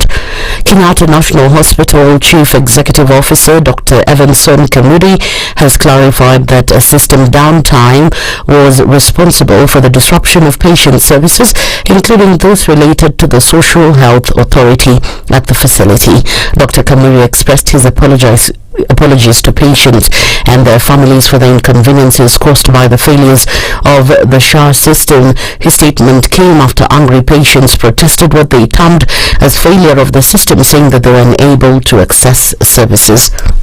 We are outside there waiting the gate. We are at the gate waiting. 20 patients. We have walked all the way from Kenyatta Hospital coming here for treatment. From last week, Wednesday that the systems are not working and have come here to protest to say that they are not working. There are patients in the ward who have been discharged and they have not been treated. This man has a child. Come sit here. He has come all the way from Kibwezi. Come and sit here. His child has swollen a coin. From yesterday he has been waiting for the shot to work. It is not working. Well, meanwhile, the Ministry of Health has dispelled fears of a shortage of antiretroviral drugs and BCG vaccines in the country. Here's the Director General for Health, Patrick Amoth. What we have done in the meantime is to be able to redistribute from the low utilization facilities to the high volume facilities to be able to bridge that gap in the meantime. However, we have also instructed the subnational level or the county level to be able to ensure that they record those who have missed the vaccine, such that when these vaccines then become available at the end of the month, then we can be able to do the catch-up vaccination. And the opposition is now calling on President William Ruto to resign following the recent abduction incidents that have been reported and even confirmed by some senior government officials. Led by Wiper Party leader, the opposition claims that the move by Public Service Cabinet Secretary Justin Muturi to record a statement with the DCI regarding the abduction of his son is a clear indication that the Kenya Kwanza government is involved in the activities. If Ruto refuses to respect and enforce Kenya's constitution and laws, the solution is straightforward. He should resign.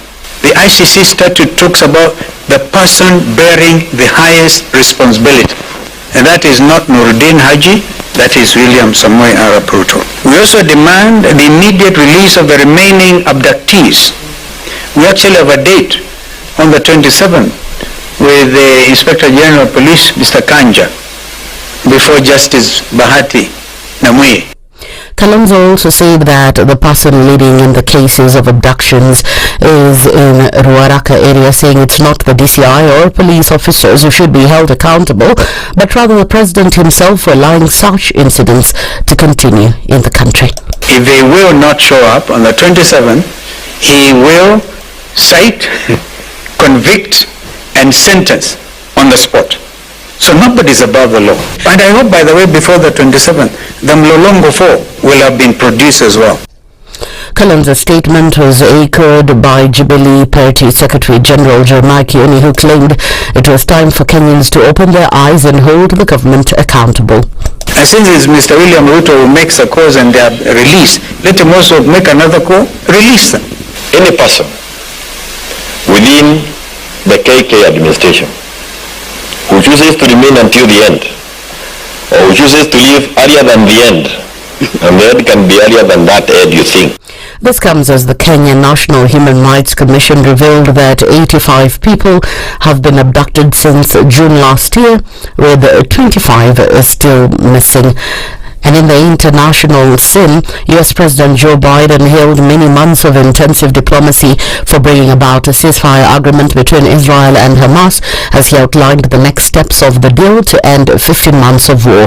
At a White House briefing, he said he was deeply satisfied this day has come and called the negotiations some of the toughest of his career. The agreement consists of 3 phases. Biden said the first of which includes a full and complete ceasefire, which will begin on 19th January, the day before he leaves office. That's the News Wire. I'm Lea Ubaga.